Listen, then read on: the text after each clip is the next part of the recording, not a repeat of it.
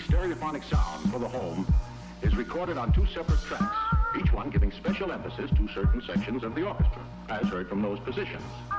Now, when played back simultaneously on two separate systems, the sounds are blended together to achieve a new dimension in sound impossible to obtain in a monaural recording.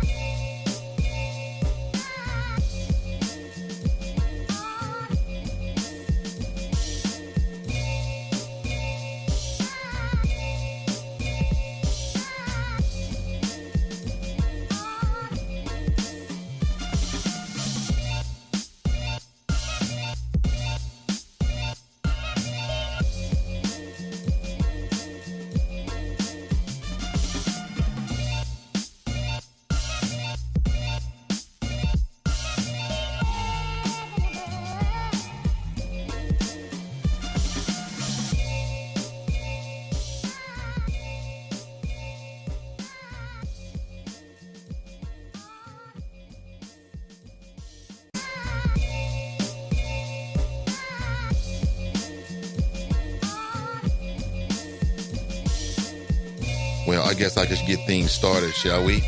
Listen, no time to waste. No moment is guaranteed. It is a great day in the neighborhood, and my pleasure to be with you, Nathan Ivey, in the air chair. One man, one microphone, one mission. This is the Nathan Ivey Show.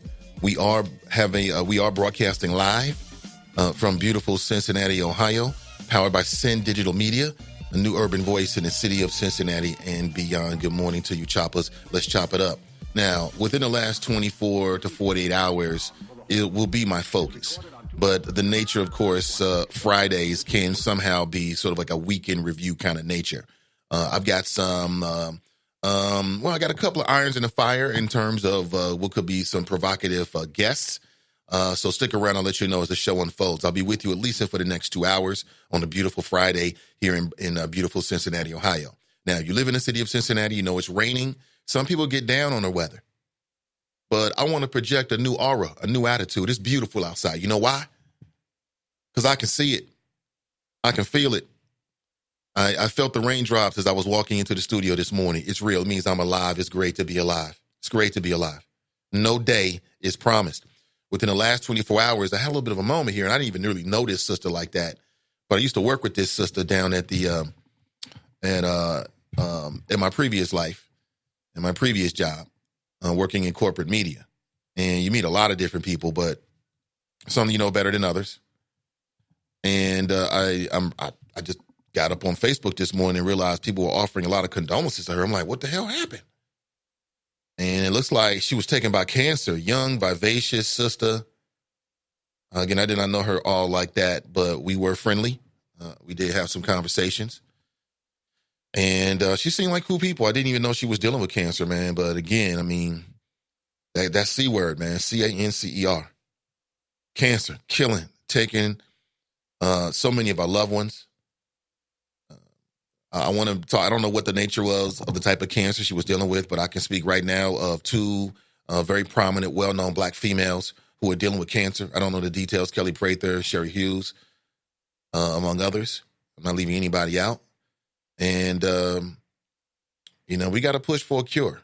Every year, I team up with the Erica J. Holloman Foundation. Shout out to them to raise awareness about triple negative breast cancer and to urge people to do whatever, whether it be mammograms or some other type of treatment and or screening that you think works best for you. It makes no difference to me.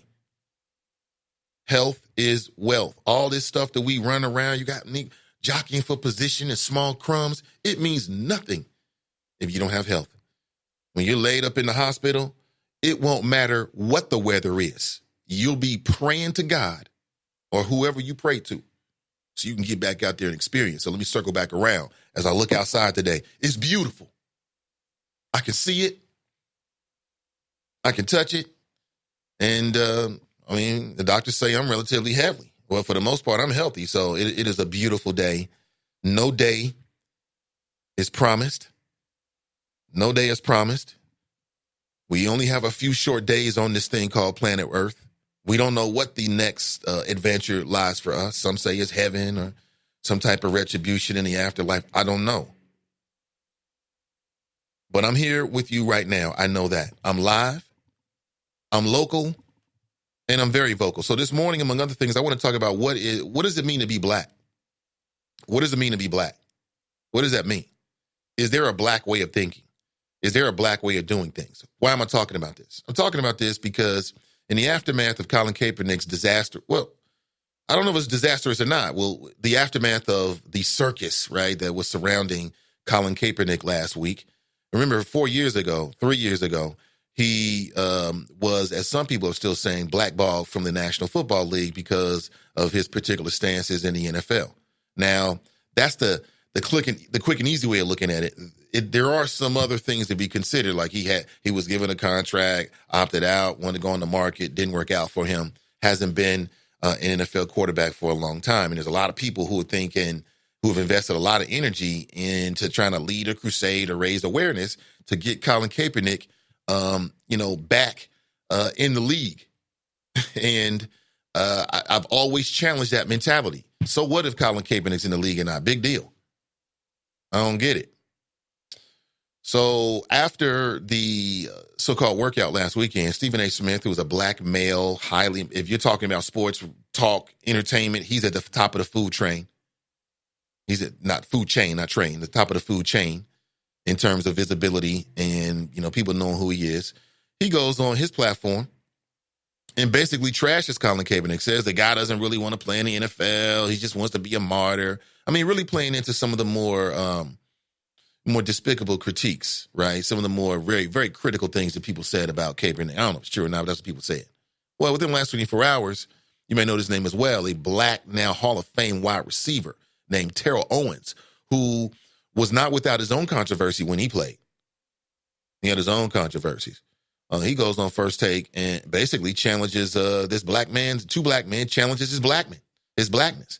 He says live on the air, hey, your partner Max, who's a white male, is blacker than you sometime. What? You mad at somebody saying that to you in public? That your white counterpart is blacker than you because you took a particular stance? I don't know how you might let it roll off your back. You might not. Well, Stephen A., he had to stop everything. Say, hold on, wait. Time out. Wait a minute, you went too far. You crossed the line here. And he put up a very vociferous defense saying, hey, what does my blackness have to do with this conversation about Colin Kaepernick? And I agree with Stephen A. Smith. I don't think his blackness is tied up with this conversation about Colin Kaepernick, because I think the issues are much more complicated than that. From the outside looking in, to a casual observer, they might say, oh, well, you got to support Cap and he wants to get back in the league and that's the right thing to do because he was raising awareness about law enforcement and their abuse of citizens, primarily citizens, non-white citizens, right? Yeah, true. And I'll say it again. There are black people who have all kinds of ranges of opinions. There are black people that are on that super law enforcement us. They really believe it. There are black people that like on that super social conservative Republican. That's who they are. Do they surrender their blackness because they necessarily disagree with other black folks on certain issues? I don't know. I want to get into it. You tell me. 513-873-7134. Back from my hiatus. Politicking on the latest. Welcome back. I'm Nathan Ivey. Welcome back to the show. All right, 513-873-7134. If you'd like to share your thoughts, man. Boy, that cancer thing is no joke. It is not a joke. And I really don't have any, I'm like you, I'm searching for answers. Is it the water? Is it the food? Is it the lifestyle? Is it the combination of all of them, which seems to make a lot more sense? What is it exactly? What is it exactly? You tell me. 513-873-7134. Now, of course, you always have the right to sit back, chill. You have your Miranda rights, your right to remain silent and just be edutained as you get ready for work, as you get ready for the weekend. Speaking of which, let me give you a heads up. Donnie B will not be live today. She'll be back in better than ever, probably after the holiday, because next week getting into Thanksgiving. I believe Thanksgiving is Thursday or Friday. So we'll catch up with Donnie B in a couple of weeks. Is It Just Me podcast. Now, what I will say, if you're like, what are you talking about? What the best new talk radio voice in the city of Cincinnati? All right, go check it out.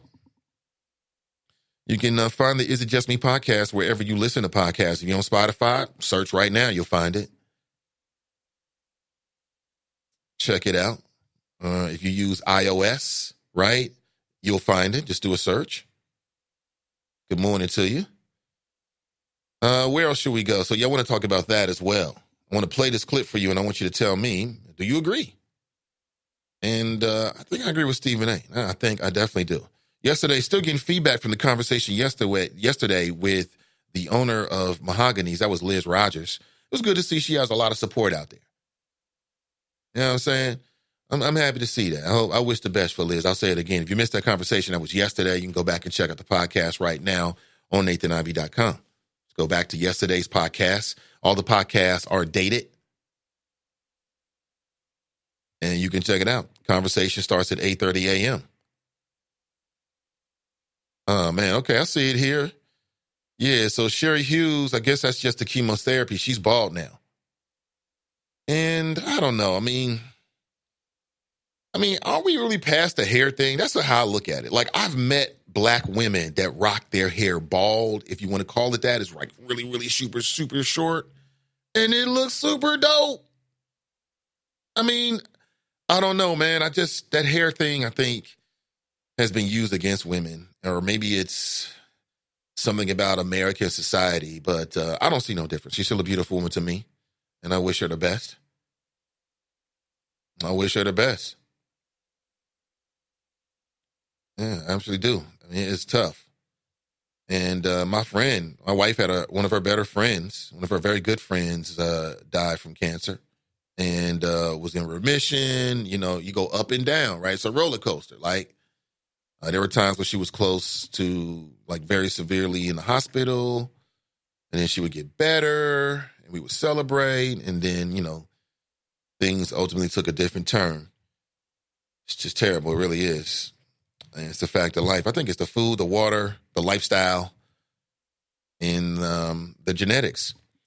So this week we talked about the fact that Connie Pillage has entered the race for Hamilton County Commissioner.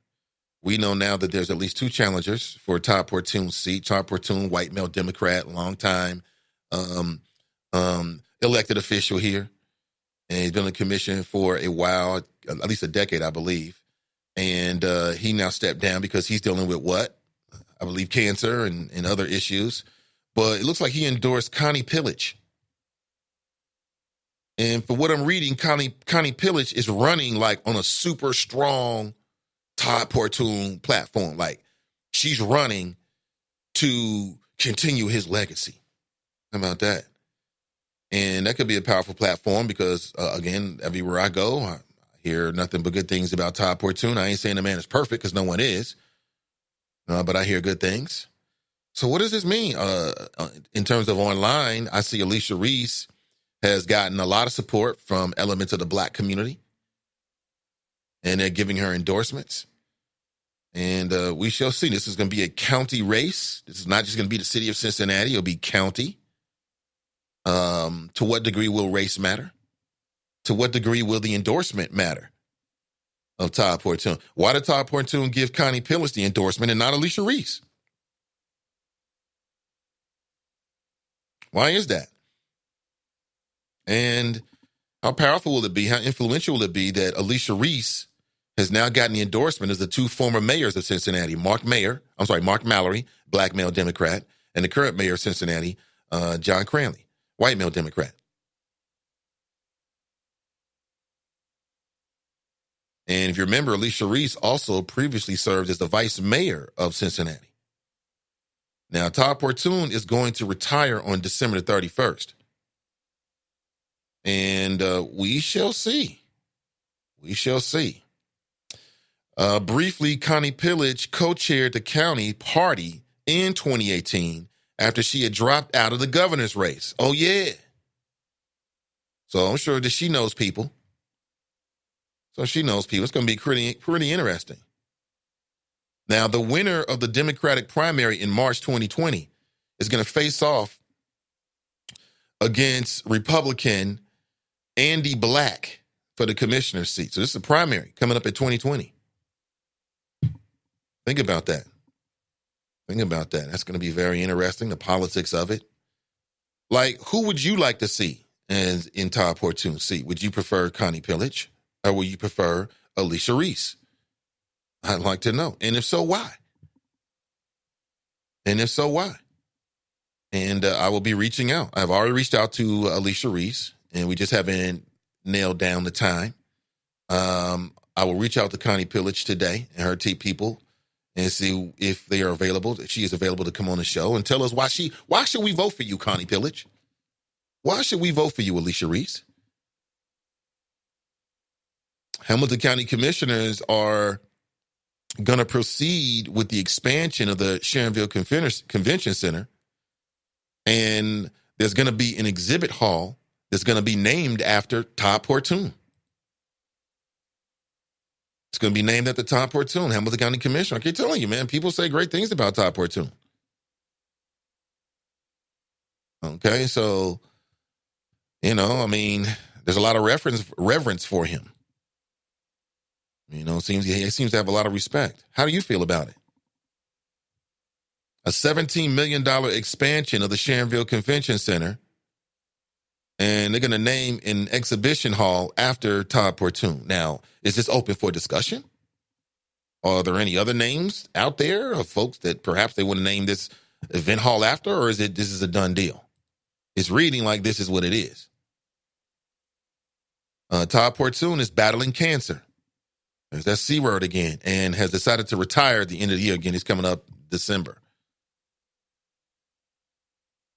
And people might be thinking, well, why Todd Portune? Why? Well, because people look at him as being a driving force behind the expansion of the Sharonville Convention Center. And, it just seems apropos. Humans do those kind of things. So a little bit of local news here. And this is happening really quickly. Within 4 months, the primary would have already happened. That Hamilton County, the Democrat primary is 4 months away. Yeah. Now, if you're looking at today's podcast title, you're like, oh, Nate, you're talking about blackness. Yeah, I like to. I want to get into it. Stephen A. Smith said that he felt disrespected by a former member of the NFL named Terrell Owens. They had a debate because they do a debate show, and they were talking about the issues. And,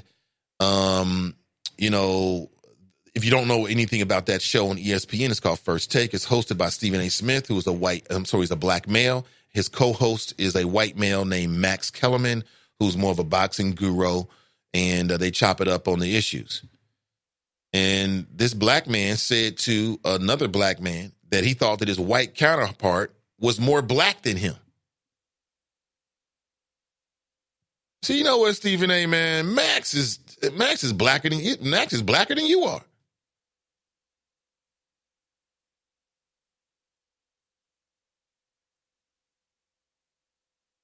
And so then, the trigger, depending on who you are and what's going on and when it's say and how it's say, that's going to trigger a reaction. Because people are going to feel like, wait a minute, right? Let me set the record straight. Let me tell you who I am. Interesting. So I don't necessarily think that Colin Kaepernick workout is somehow black or white. Number one, and I was listening to the Cutting Through the BS podcast hosted by Fast Pitch and Clue Magic. They were talking about this a couple of days back, and I agree with one of the points that they made in the sense that it's Colin Kaepernick's BS versus the NFL's BS. And it is. You know, I mean, there's elements of truth to both sides of it. But I'm not here to vilify anybody. That's the stance I take. Brenda writes, happy Friday. Cincy Tigers writes, good morning. Jared writes, good morning, hashtag Team and I. He writes, shout out to P. Diddy. Yeah, we finally heard from P. Diddy. Yeah, do a little ditty for me. Go give me some cheesecake, yo. You know what? I want you to walk to Staten Island and get me some cheesecake if you want to get that record contract. What? You want to get that work, B? Remember that? That was great.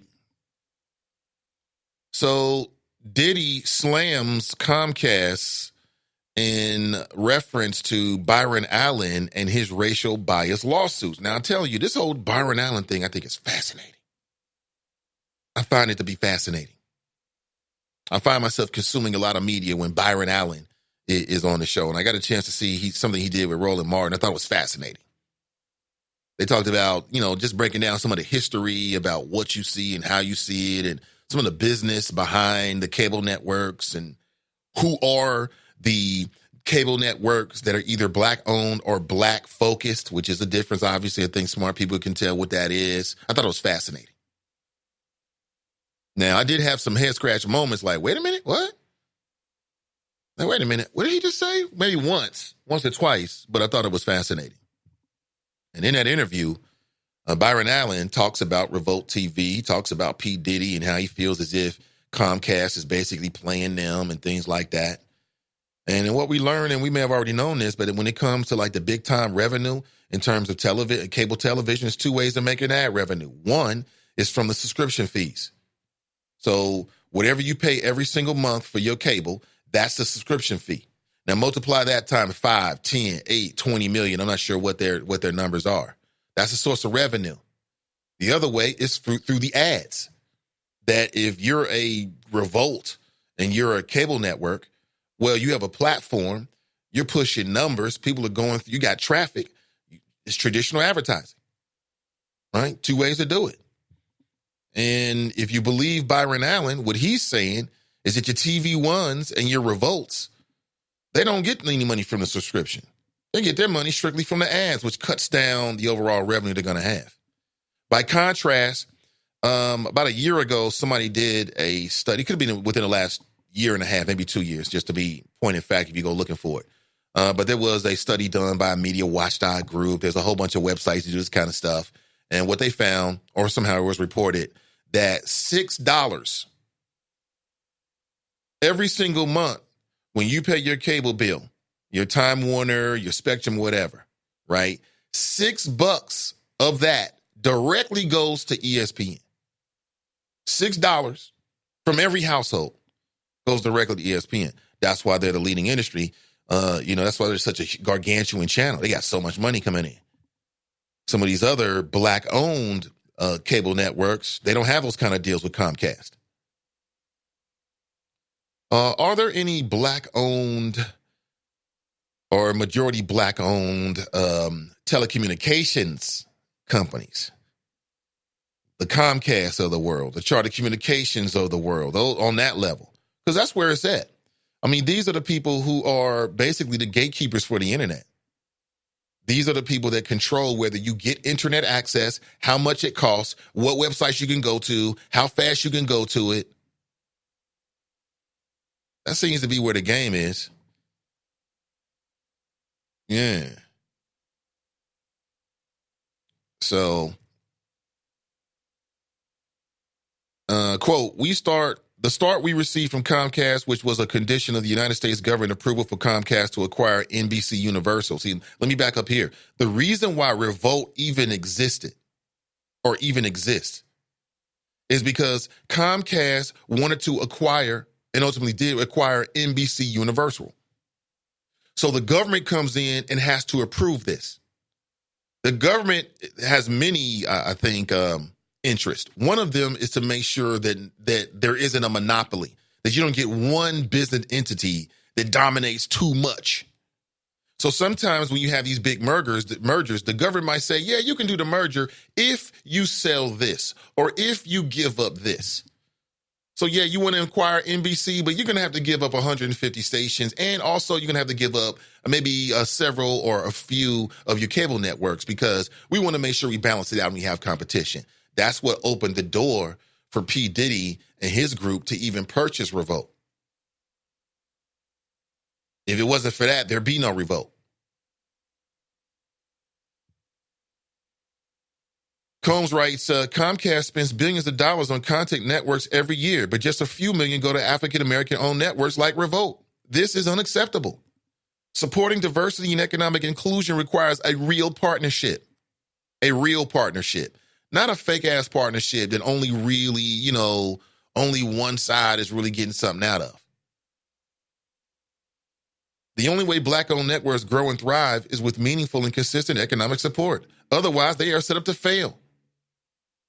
Revolt has never been in a position to truly compete on a fair playing field because it has not received the economic and distribution support necessary for real economic inclusion. So the other part of the game is that, okay, great. Revolt, we'll put you on Comcast. Okay, great. You got a cable network, but you're not going to be in every market in America. There are some people that pay for their cable. They can't even get Revolt. They can't even get a TV One.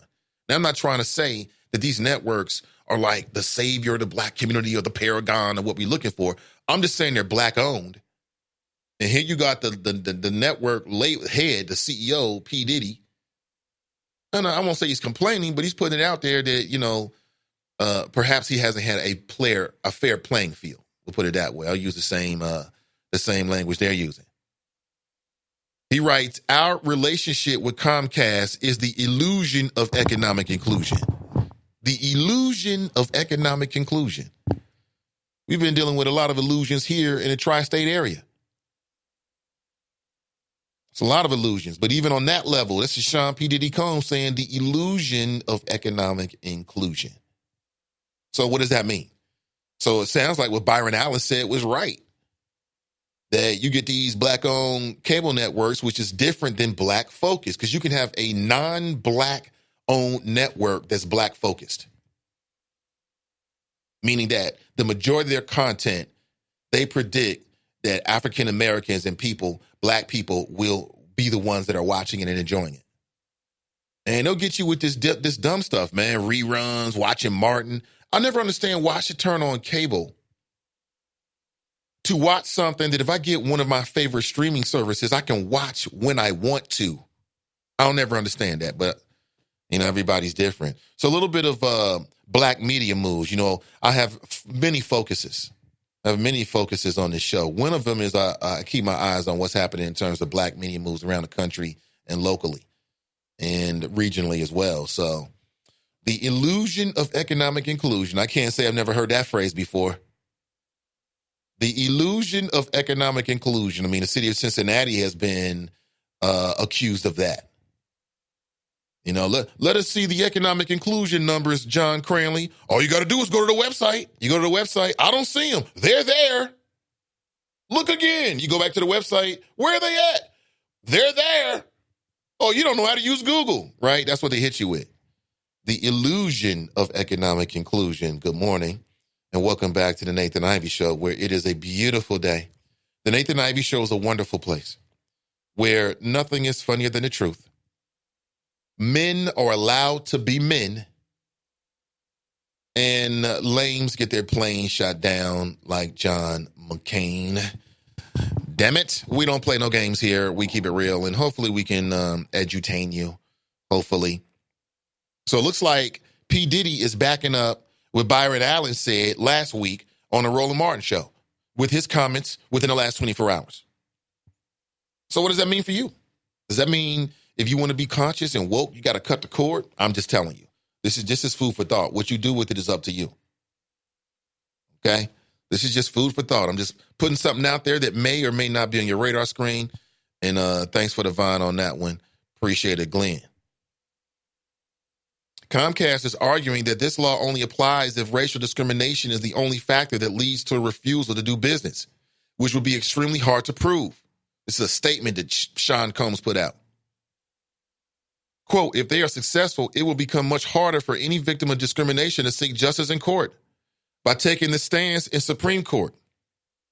By taking this stance in the Supreme Court, Comcast has put its legal tactics ahead of the rights of millions of Americans to be heard. This is not okay. Now, I told you folks about Comcast for the last 2 years when we was talking about net neutrality. And I told you that despite the fact that they own MSNBC, that I question if they are friends of the community. How are they friends of black media if you are not a fan and supporter of net neutrality? Because new black media is digitally based. Because of racism, black folks, even black folks who had the money to do it, were locked out of ownership. I'll say it again. The only reason P. Diddy has revolt right now is because Comcast had to give up, I think it was two cable networks in their deal, in their merger, because the government said you'll be too big, and we don't want you to be that big. You know, you might squander and squash out competition. And that's what the government's role is. That's the only reason why it exists. It wouldn't have mattered whether P. Diddy wanted it or not. If this opportunity didn't open up, it never would have happened. And when you look at television, when you look at who owns television stations, that's been carved up a long time ago. You know, this goes back to the Reagan administration. When Reagan signed legislation that made it more possible to have, when it made it more possible to have a higher concentration of media owned in one market. You know, there used to be laws that prevented you from owning, you know, too many media entities within the same market. There used to be laws like that. I know I missed several phone calls, and my apologies on that, Choppers. I want to set the show up, and I'm just seeing my messages here right now. So please feel free to call back in if you have the time, and I'll put you on. Yeah. So it used to be that way. It used to be that, you know, there are rules, and there still are rules, but they're much more relaxed now. But there used to be much more stronger rules to prevent a high concentration of media ownership. It used to be that way. And, you know, and you got to think, you know, you got to look at media real estate the same way you look at, and we're talking about traditional media real estate, like your television and your radio stations. You got to look at that like the same way of what's happening in Cincinnati. The people that's got the money, when the opportunity opens up, that's who gets it. You might want to get it, but if you need a mill to buy in because there's a frequency opening up, you got it sitting around? A lot of people don't have that kind of money, so they miss out on the opportunity. Hold on 1 second, Choppers.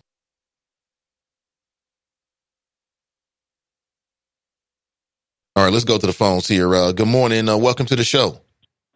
Yeah, good morning, Guy. How are you? I'm doing just great. Welcome to the show, Pleasant Black Man. Yes, sir. Yes, sir. First of all, I'm going to give props to PG Sittenfield. I like that measure that he's doing about the basically reducing the deposit for a apartment or a home to rent and making you pay some type of insurance or whatever instead. You know, it makes it a lot easier for somebody to get a crib. I remember being 21, 22, thinking, damn, I got to come up with another $600 for the deposit. You know what I mean? Like that. I'll give him credit for that. You know, even though I'm not necessarily a fan of his, I'll give him credit. And I'm sorry? No, go right ahead. Oh, okay. And, yeah, I see some commentary about Terrell Owens saying that about Stephen A. Smith. First of all, you got to realize what kind of guy Terrell Owens is. You know how he met his father, right? I know it wasn't good. I know that. His father lived across the street, never really took an interest to him. He didn't meet him until he was damn near adult. That's exactly. And then the one day, Terrell Owens went over there and asked the guy, hey, I'd like to date your daughter. And the guy was like, you can't date her. And Terrell Owens asked, well, why not? He goes, because that's your sister. I'm your father. Now go back across the street over your grandma's house. And he lived across the street from his dad his whole life and never knew it was his dad. So he's a little deranged anyway. So saying something like that on national TV to another black man, you know, if you're the type of person that thought that was cool to say, you're an idiot. You're probably the type of black person that uses the N-word in mixed company. You know, you have no filter, no qualms or reservations about anything. You're an idiot. That was not cool to say on national TV, whether, you know, and you know me, I'm Stephen A.'s biggest critic. But I do realize his talent, and I have, recently said he's basically usurped Howard Cosell as the best ever. But, and if you listen to the whole clip, Stephen A. Smith checked him, and he got him good. If you listen, it's like a 5-minute clip, the extended clip. Stephen A. gave him a verbal smackdown to the point where T.O. tried to walk it back. Oh, man, I'm just saying, man, no, Stephen A. tapped that ass. You came out of your mouth saying something whack, and Stephen A. tapped that ass. So, yeah, that was not like fly to say at all for T.O. And, I'm seeing choppers talking about that was, Stephen A. is this. You just don't put nobody out there like that on national TV calling out somebody's blackness. That's not what he's paid for by ESPN.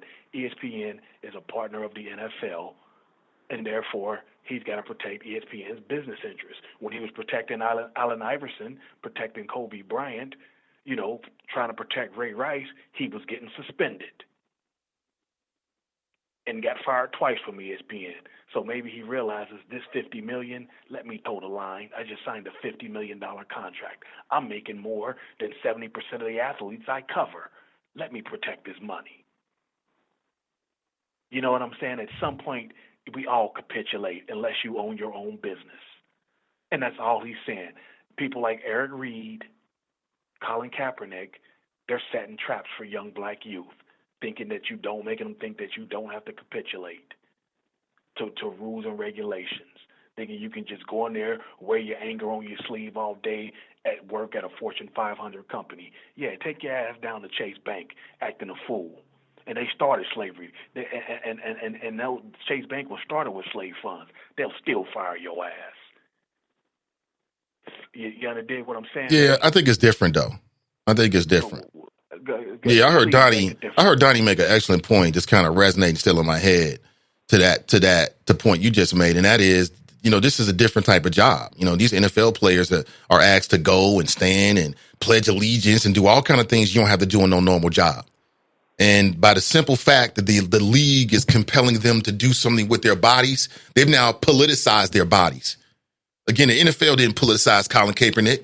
Colin Kaepernick didn't politicize the NFL. The NFL politicized Colin Kaepernick. He was just reacting to the environment that he was in. So it's not the same as the Fortune 500 company, what these ball players are dealing. They themselves are walking billboards created by the NFL for that purpose. And so, again, I don't know. Oh, for sure they are. Still afforded protections. You're still afforded protections under the Constitution. If you're a Muslim, you don't have to salute the flag. But to just go out and just blatantly, protest it, okay, they're going to let you have your freedom of speech, but they don't have to keep you after that. Remember, Tim Tebow, a white guy, a white Christian, was basically given the same treatment as Colin. Nobody wanted to deal with him in the toxic environment he brings. Bad example. No, it's not a bad example. It's a bad example because Tim Tebow was nowhere near the athlete that Colin Kaepernick is. He didn't have anywhere near the success that Colin Kaepernick did. Kaepernick took a team to the Super Bowl. Did Tim Tebow win a playoff game in overtime? He did, no? But did he take a team to the Super Bowl? Qualification. No, it's not qualification. It's clarification. So make sure we talk about the same things. Did Tim Tebow take a team to the Super Bowl? How many playoff games has Andy Dalton won? We're not talking about Andy Dalton. Did Tim Tebow take a team? And that's a tongue twister. That's a tongue twister. Did Tim Tebow take a team to the Super Bowl? Yes or no? No, he did not. Oh, exactly. And Colin Kaepernick did. So you can't compare the two. Did he win it? No. Okay, then. So he's a loser. Okay, and he's been on the decline ever since that season. And then once he got on the decline and realized they were going in another direction, he wants to pull his black card. That's not what happened. Protesting and stuff. That is, he walked away from $15 million. That's not what happened. Now you're revising history. No, I'm not. Did he not walk away from $15 million? That's not the way I would look at it. No, I would say he had a player right to opt out of a contract of a guaranteed $15 million. Right. It just goes to show you what kind of athlete he was, that he had that opportunity. A lot of the best athletes have those opportunities where they can opt in for big money. And from the outside looking in, it's like, boy, you better take that money. But because they know how valuable they are, they might set themselves up for bigger money. And that's what Colin Kaepernick was doing. That's what all the premier athletes do across the sports spectrum. That's nothing new. Absolutely not. That's what started the charade, the TV show. like I told you, have been saying before, Colin's in on it. This is all a TV show to just draw up interest and keep a sideshow going. Every TV show, every episode has a subplot. This is a subplot. Just to take you away from the monotony of running, blocking, and tackling every Sunday, Thursday, and Monday. Okay? Think bigger picture. Again, alt-middle camera flow. I'm blowing up the negatives so you can see the bigger picture. To just simply think of this as a black and white. NFL loves this racial stuff because it keeps people talking about their league.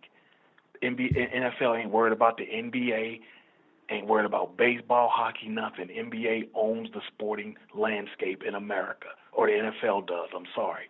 You might be right about that. I'm not sure. No, I'm not might be. I am right. No, you might be right about it. You ain't guaranteed to be right. You might be. There's a sucker in the sideline county who's going to call in or probably typing away saying some bullshit. Trust me, I'm right on this. I don't just come out here and say a bunch of stuff that doesn't matter. It isn't false. It is false. That's not what I do. This is a subplot that they love and it's going on. Bringing it back to something we agree about is we do agree. I'm sorry, go ahead. Before you do that, ask Donnie B, has she ever heard of estoppels? That's all the NFL tried to get Colin to do, sign a waiver basically saying you ain't going to ever sue us again. Lots of employers are doing that. Have you seen the waiver? Yes, I have. Okay, you saw it online, so you are aware of the waiver itself. Okay, I want to make sure. Yeah. Okay. There are plenty of times, there's plenty of people that are getting jobs now that say, higher paying jobs, more executive jobs, that you will not sue us after the third month of separation, after the 6th month of separation. It's called estoppel. That's all they were trying to do is prevent him from saying, like, we tried and it didn't work out, so you can't sue us. That's all. It's a very legal thing they tried to do. Sounds good. Sounds good. Well, I was just going to say, man, just circling back to, Cincinnati and that legislation you talked about coming from city council. I mean, I just remember that, people said they wanted city council to focus on some of these renter issues. And so now you had this measure put forward from Councilman Greg Landsman aimed at preventing evictions. And now you got more legislation or another proposal come from Sinfield that essentially, for folks who may not know and you haven't heard about it, so instead of needing a cash deposit, you could buy a security deposit insurance where the renter would pay a certain amount every month, just like insurance for a car or house. Because one of the troubles that people have, and you spoke about it earlier, is like getting up the deposit. You got to have the deposit, the first rent. That can be a lot with the world that we're living in right now. So I'm going to dig into it and see what people think, man. Perhaps these are some of the ideas we need put in place and give some people some relief to level the playing field. I'll admit I haven't looked that deeply into it, but ostensibly it's brilliant. I like it. Because some of these people in some of the other communities will even charge you first month, last month, and a deposit up front.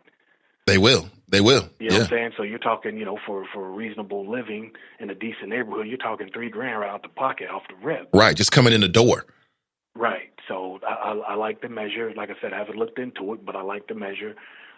Good for them, and I'll support that. If it's what it's supposed to be. So, but yes, the Stephen A. Smith stuff has run amok. It's getting old. All it's doing is pitting black people against black people. The black people who want a white savior love that. The professional Negroes loved him saying that about Stephen A. Smith. And the Young Turks, who gives a F about them? Who cares what they say about it? The Young Turks and all these people who want white saviors loved it. They loved it. But the people like me, we realized, T.O., that was some effed up stuff you said. And I'm glad if you got the extended version, play the Stephen A. Smith clap back, because it was legendary. T.O. stepped into the realm of words and got smacked by a wordsmith. Pardon the pun, Smith, pardon the pun. And T.O. tried to walk it back. It was brilliant, masterful, and Stephen A. was. I think you land on a little thick. I think it's a little thick, though. Yeah, I don't know if it was masterful and legendary and all time. I mean, It was common sense. He said, hold on. You done went too far. You crossed the line. I'm about to check you right now. Then he blazed him.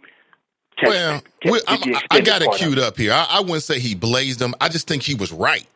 Like, I don't think it's fair to call the man's blackness into question because he disagrees with Colin Kaepernick's workout. I mean, come on now. And again, like I said, what Stephen A. to do when he was protecting athletes, he was getting suspended. And he's right about that they're setting traps. Quit making kids think you don't have to capitulate in some order. If you're applying for a job, capitulation is necessary. If you don't want to capitulate, start your own business. And as far as starting your own league, Nathan, like I was telling Cash yesterday, if I've been working at this sport, football, basketball, since I was 3-4 years old, I get mama probably took a loan from somebody. Somebody brought our house or blah, blah, blah. The agent done came through. I got to pay that back. I'm not going to be able to pay that back making $75,000 a year. They're expecting me to make $4 or $5 million a year coming out.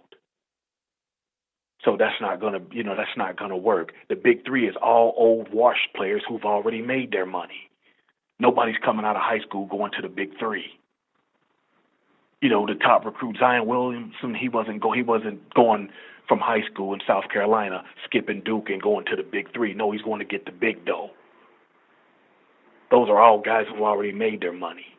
And so that little $100,000 they're getting a year, for some of them is pocket change, for some of them they need it because they blew their money. So that's all I got, B.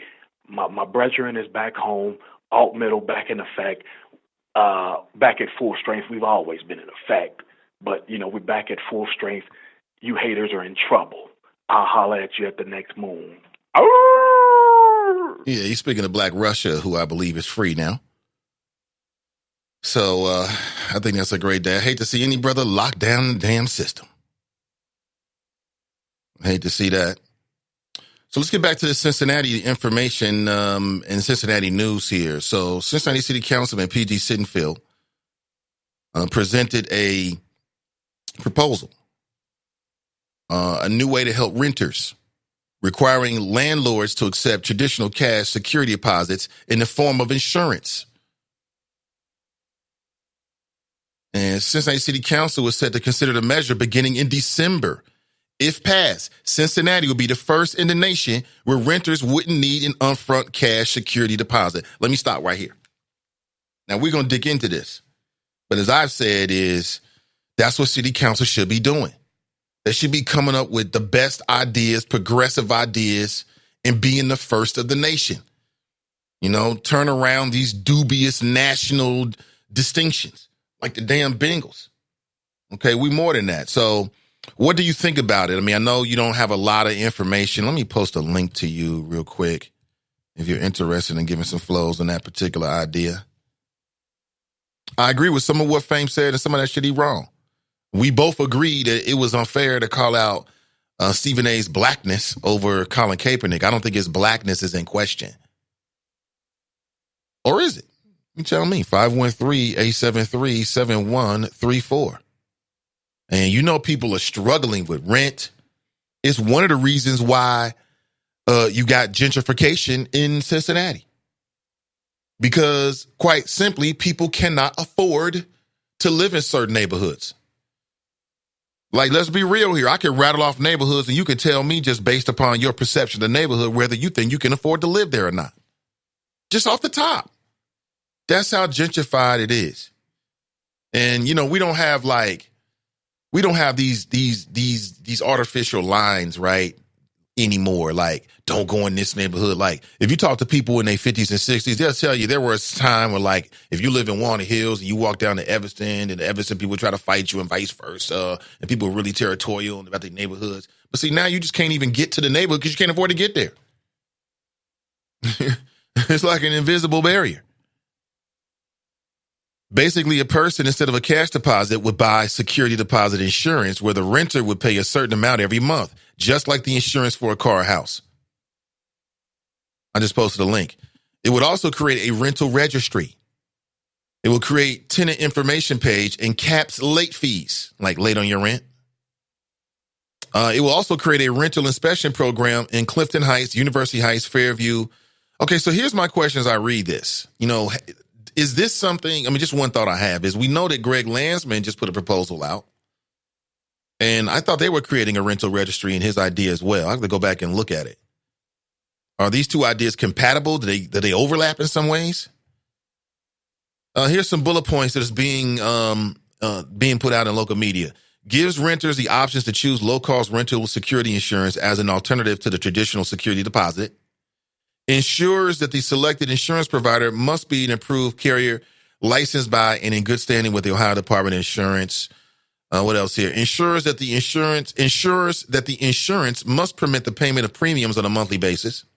Ensures that coverage offered by the insurance provider will be effective upon the payment of the first. I'm going to get all into the minutiae here. I don't want to get all into that. I posted it and you can look it up for yourself.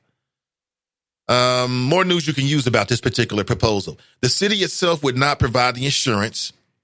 3 private companies that handle such insurance exist in Ohio. Landlords would be able to choose which service they provide to renters. This seems to be good for those 3 private insurance companies. If you're one of those 3 private insurance companies, man, cha-ching, maybe. Who are the 3 private insurance companies? I'm curious. Maybe this is different. So Greg Landsman's, his proposal was aimed at preventing evictions, which I think is a good thing. Let me see here. I'm just following news trails here. I want to see if there are any overlap in these 2 ideas. See.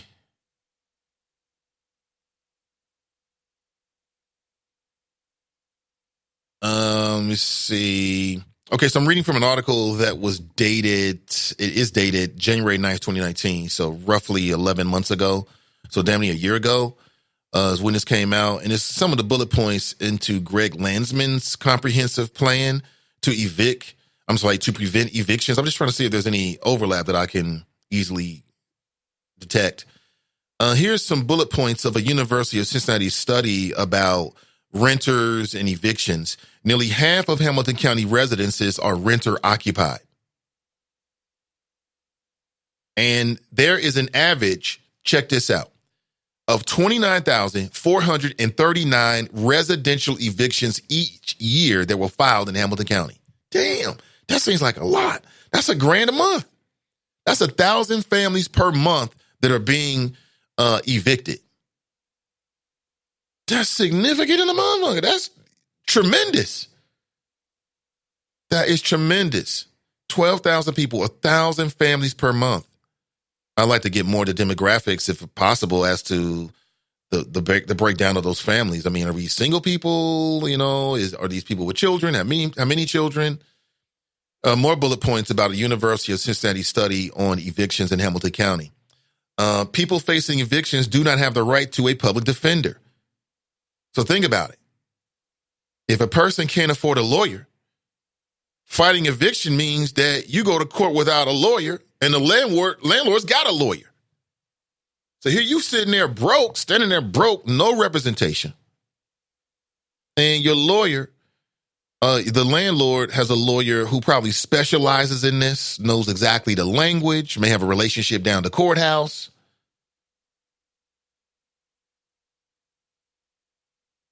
There are thousands of landlords in Hamilton County, but a few of them account for a bulk of the evictions. The top 10 eviction filing landlords consistently represent about 20% of all evictions in the county. So is that a reflection of the landlords, or is that a reflection of the particular properties and the tenants that these landlords are servicing? I don't know. It's quite interesting. Council voted 6-1 for the program, with Councilwoman Amy Murray the lone no vote. Why did she vote no? What is Amy Murray doing on city council? What is she fucking doing? Is she doing anything? Did she propose anything? When was the last time you heard about a proposal from Amy Murray? Now, I might be out there on the limb, right? Because I just didn't pay attention, and last week she came up with some dynamic proposal. That could be, but spitballing right here on the radio. It seems like every time there's a quote from Amy Murray, she's voted no on something. That's about it. And I'm going to say saying no is easy. That's the easiest thing in the world to say, no.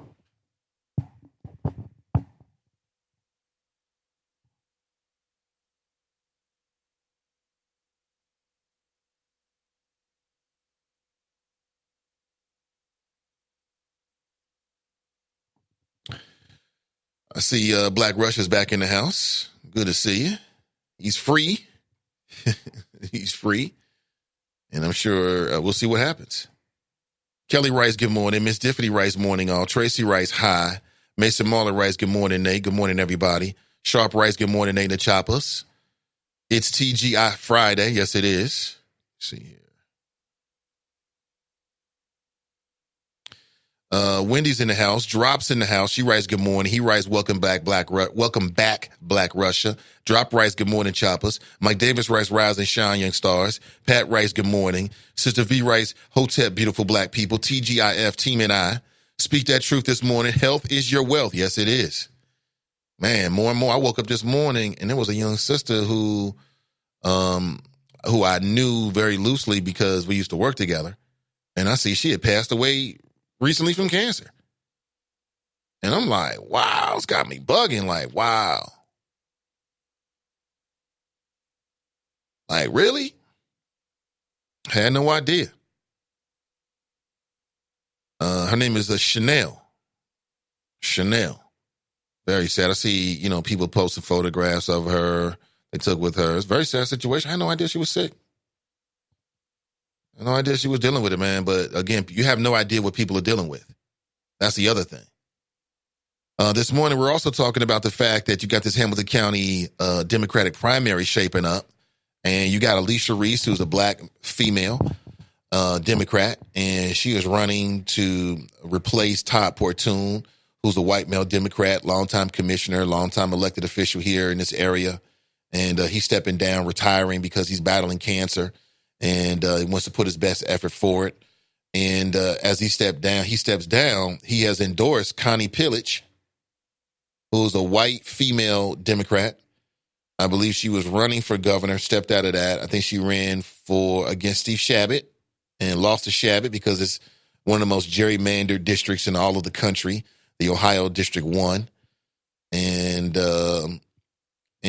so now she's running for Hamilton County commissioner.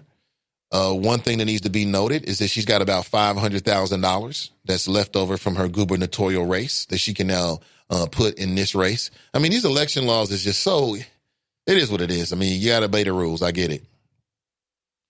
Let me see here. So what do you think? What do you think? Let's see. I love Alicia and Connie. Probably go with Portune's recommendation. Somebody put that on Facebook. Yeah, I mean, so Todd Portune is giving his endorsement to Connie Pillage. And I'd like to know why he didn't give it to Alicia Reese. I'm sure he has his reasons. Is it because Connie Pillage said that she's going to continue his legacy? I mean, because that seems pretty easy.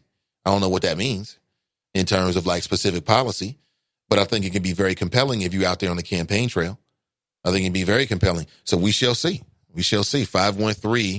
513-873-7134. Let me check my messages here because, see here.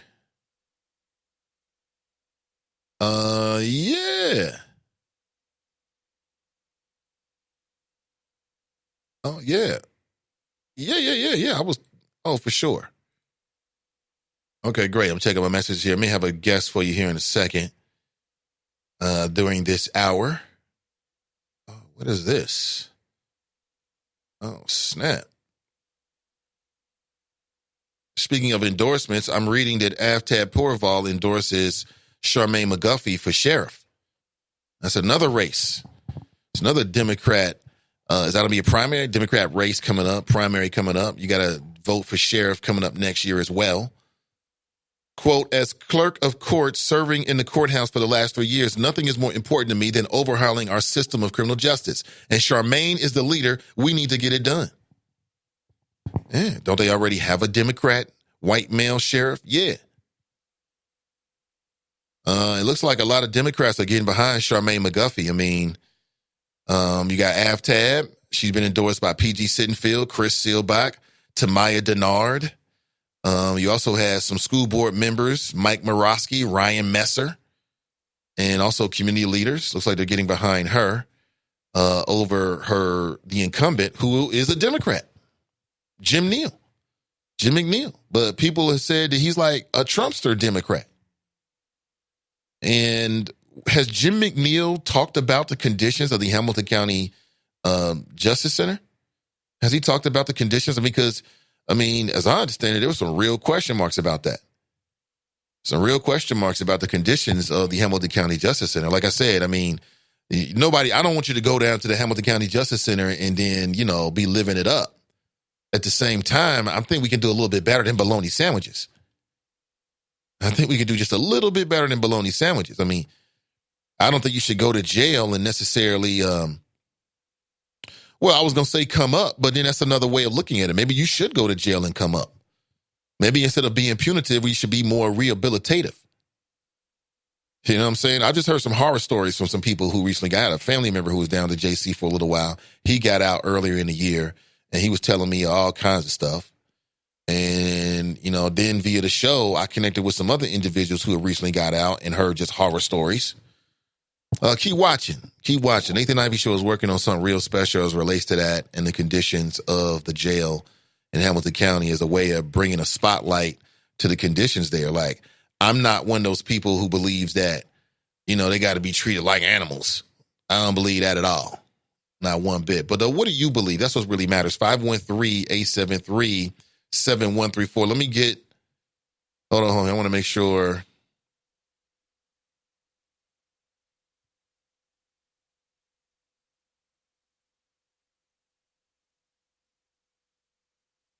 Hold on, sorry.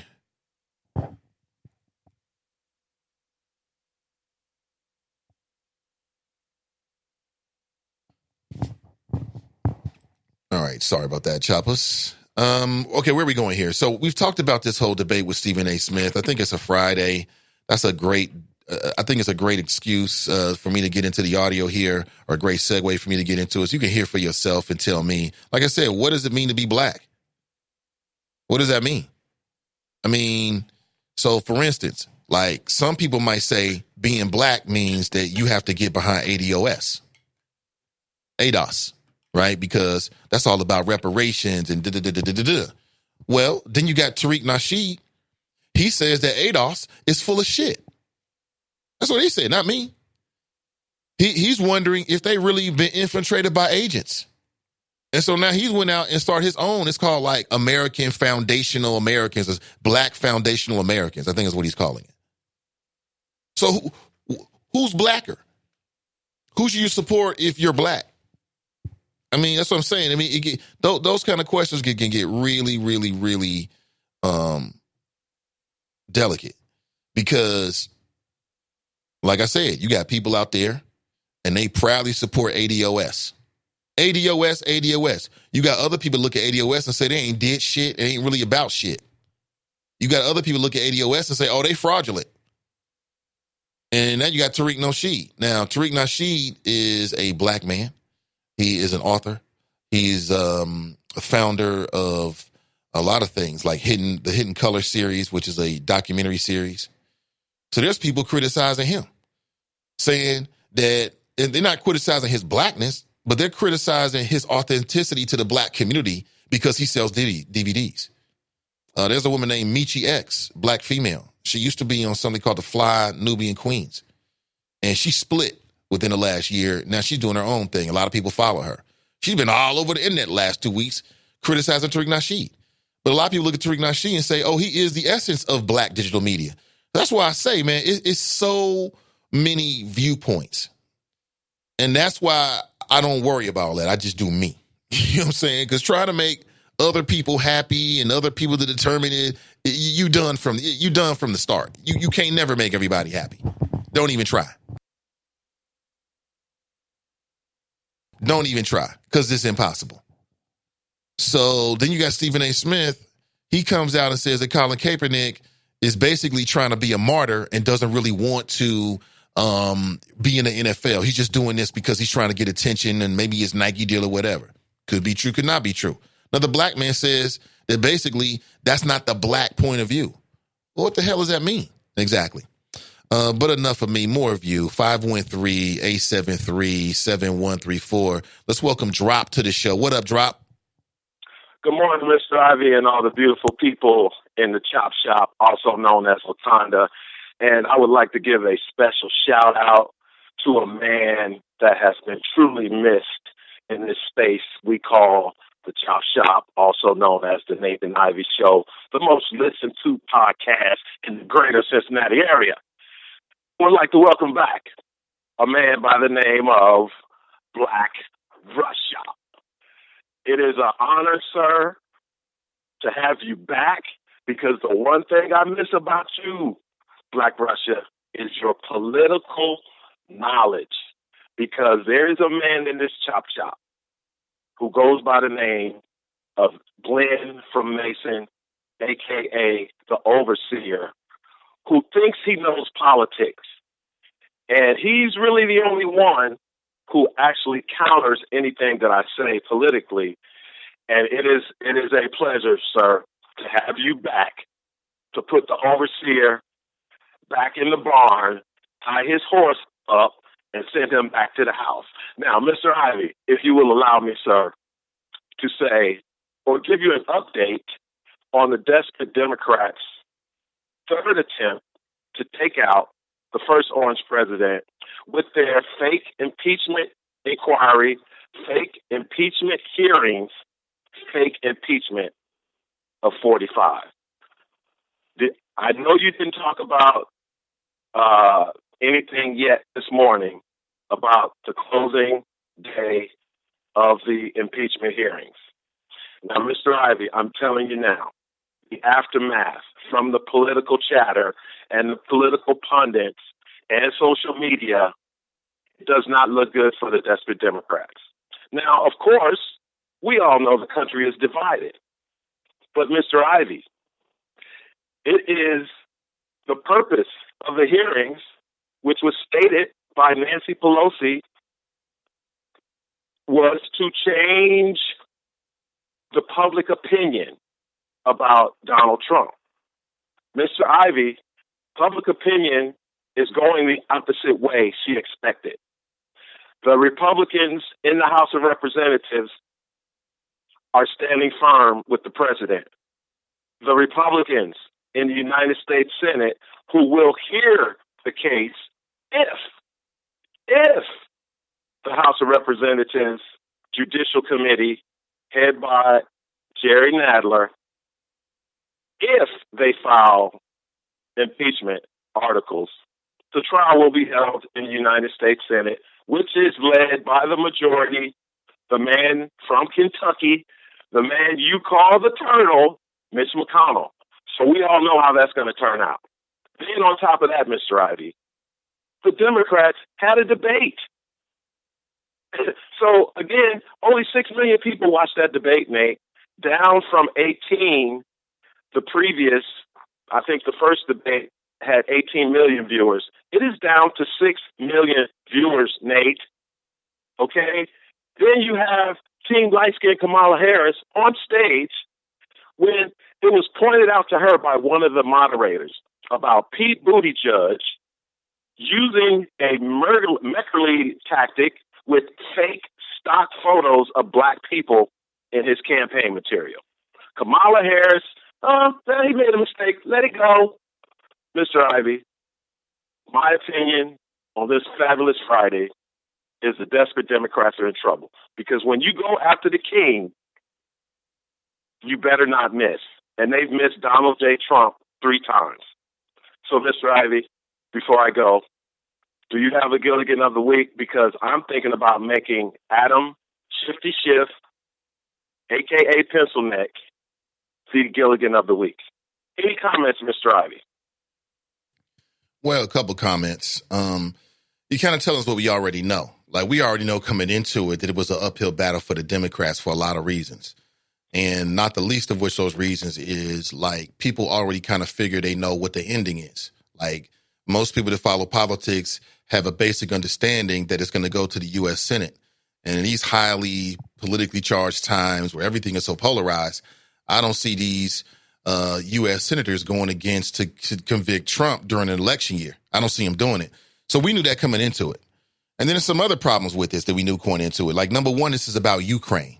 And who knows about Ukraine? I mean, Ukraine's not a kitchen table topic. It's not sexy. It's like, it doesn't seem like it really impacts anything. The other thing is that, foreign aid is unpopular. You know what I'm saying? It's a kind of unpopular topic. And it's kind of complex, like these different names. I mean, I know the names, and I'm kind of paying attention to it so I can know what's going on. But to average people, not media related, going about their days, they don't know who these Volker and all these kind of guys. It just doesn't have a whole lot of sizzle to it. So there's a lot of things that the Democrats have against them. What they don't have against them is the facts. And the facts appear to be that Trump overstepped his power. And so now this political spectacle is going to be played out. In terms of my Gilligan of the week, I say Trump. I would say no, Mr. Ivy, you said we can't say Trump. Will never. Yeah, we can't do Trump. Can't do Trump because he would be the Gilligan of the week every week, right? So exactly. somebody non-Trump. I definitely don't see Adam Schiff. Like, I would choose Jim Jordan over Adam Schiff any day. I think Jim Jordan's making more of a fool of himself this week than Adam Schiff have, in my humble opinion. Hold on, let me go back to my notes from early in the week, because I think on Monday and Tuesday I had some possibles. So I'll check that when I go to a break and get back to you. All right. Yeah, because I just wanted to get that in. Thank you for allowing me to get that in.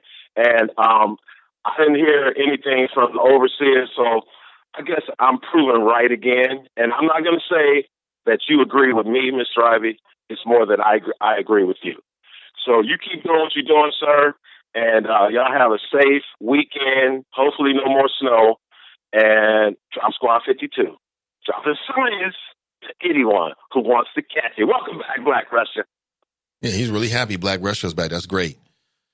Yeah, I mean, my Gilligan of the week, you could say the studio executive that even proposed that Julia Roberts portray Harriet Tubman, and now it's inspired the hashtag White Harriet. So I think that's my Gilligan of the week. That was earlier in the week, like Monday when we talked about that, Monday, Tuesday. Some early Gilligans of the week right there. Yeah, she can do anything. She can play Harriet Tubman, Sojourner Truth, you name it. Cleopatra? Yeah, oh yeah. She got it. And it's been so long ago, people don't know. They won't know. Hey, wait a minute. Wasn't Harriet black? This is something new. Some people will go watch the movie. Some people will go check it out. They would actually go check it out. All right, let me see if I can pull this up for you. Hold on one second.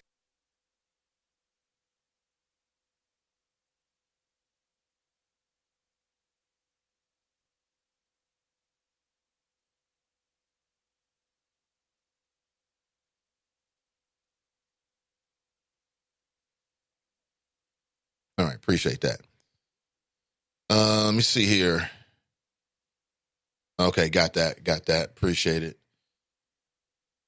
So that's what I mean, the whole Ukraine thing, man, I'm only talking about because I'm in the media. People ain't really get into it. Like I said, the whole impeachment thing, it seems very political. Like, again, it seems to me like Trump did what they said he did.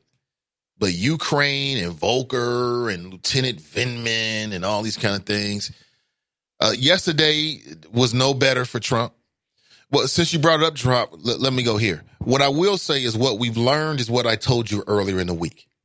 Is that after yesterday's hearings, there were a lot of sound bites put out by the Republicans. All of them said the same thing. It was the same tone. This is no big deal. Trump didn't do anything wrong. Ukraine finally got their military aid. What's the big deal? And that's going to be the posture of the party to protect Trump. Now, I know that these members of the House of Representatives, the members of Congress, I can definitely see them getting behind Trump all the way to the end because you're talking about 2-year terms. And many of these people are in heavily gerrymandered districts where their major concern is being primaried by another Republican. So if you don't come out and support the president, he'll turn on you. He'll tweet against you. And then when the next up-and-coming Republican wannabe congressperson from your district steps up, he'll endorse them. And the poll numbers say right now that he's got the soul of the Republican Party, he being, Donald Trump. So they're not going to turn. I don't see any of the Jim Jordan. They're never going to turn on Trump. Now, when you start talking about the U.S. Senate, it's a little bit different. These folks are elected for 6-year terms. But again, you may have similar political dynamics at play with them as well. Like if I'm a member of the Republican Party, it's not in my own best interest to turn against Trump. Within the last 24 hours, I saw the man named Cuomo. This is his last name. I don't know what his first name is. He does a show on CNN or something like that. And he was going super hard about where's the soul of the Republican Party. And if you remember, if you go back to Nixon, there were Republicans that voted for impeachment. That was then. This is now. Those days are over. These days are right now. What happened 30 years ago, 40 years ago, 50 years ago, so what? No one cares. None of those members are in Congress right now. People are different. Things are far more partisan than perhaps they were back in the day. Like back in the day, you might have some people from a particular party, and they might cross the party line, so to speak, walk across the aisle, so to speak, to vote their conscience. Now, people staying in line. The Republican Party, I don't see it. I don't care what they come out with Donald Trump. I don't care what those ambassadors say. I don't care what Lieutenant Vindman said. I don't care if they had a video of Donald Trump actually saying it. It don't matter because it's political. It ain't about ethics. It's not about right and wrong. It's not about like, oh, we got to preserve the power and the dignity of the presidency. It ain't about none of that shit, man. It's about he's in power, he's our guy, and we ride or die. This is the era of the ride or die Republicans. Ride or die all the way out into the very last end, like last possible moment. Oh, let's see where this goes. Last possible moment. You jump off a split second before the end. And I don't see that happening. It would be against the interest of the Republican Party for these Republicans, if this impeachment goes to the Senate, to vote against the president. It wouldn't be their own best interest. Why would they do this during an election year? That would be blowing their deal. It would be a far stronger move to let the process play out. When it gets to the Senate, y'all shoot it down. We're not voting for impeachment. Trump's going to run a victory lap. I told you that this was just like the fake Mueller Russian hoax. He'll run a victory lap. All of his media acolytes and media surrogates and media, stand-ins, they'll do the same thing. And we'll have the aftermath just like it was with the Mueller investigation. Remember that feeling you had with the Mueller investigation? It's going to be the same damn way with this. Unless they got some more evidence. Because this Ukraine thing, while it sounds like, okay, they got him. I mean, And then Drop's talking about public opinion. The last public opinion poll I saw, which was 2 days ago, and I don't know I can't even tell you what the poll was, but it was somewhere on a line source that I deemed to be credible, but I can't even tell you what it was. So take it for a grain of salt. But the poll suggested that 70% of people in the poll said they think that Trump did something wrong. But that's nothing new. Those polls have been reflecting that from day one. The polls have been saying that people don't like his style and his way of doing things from day one, but he's still in office. And it is what it is. So we shall see. That impeachment thing could backfire.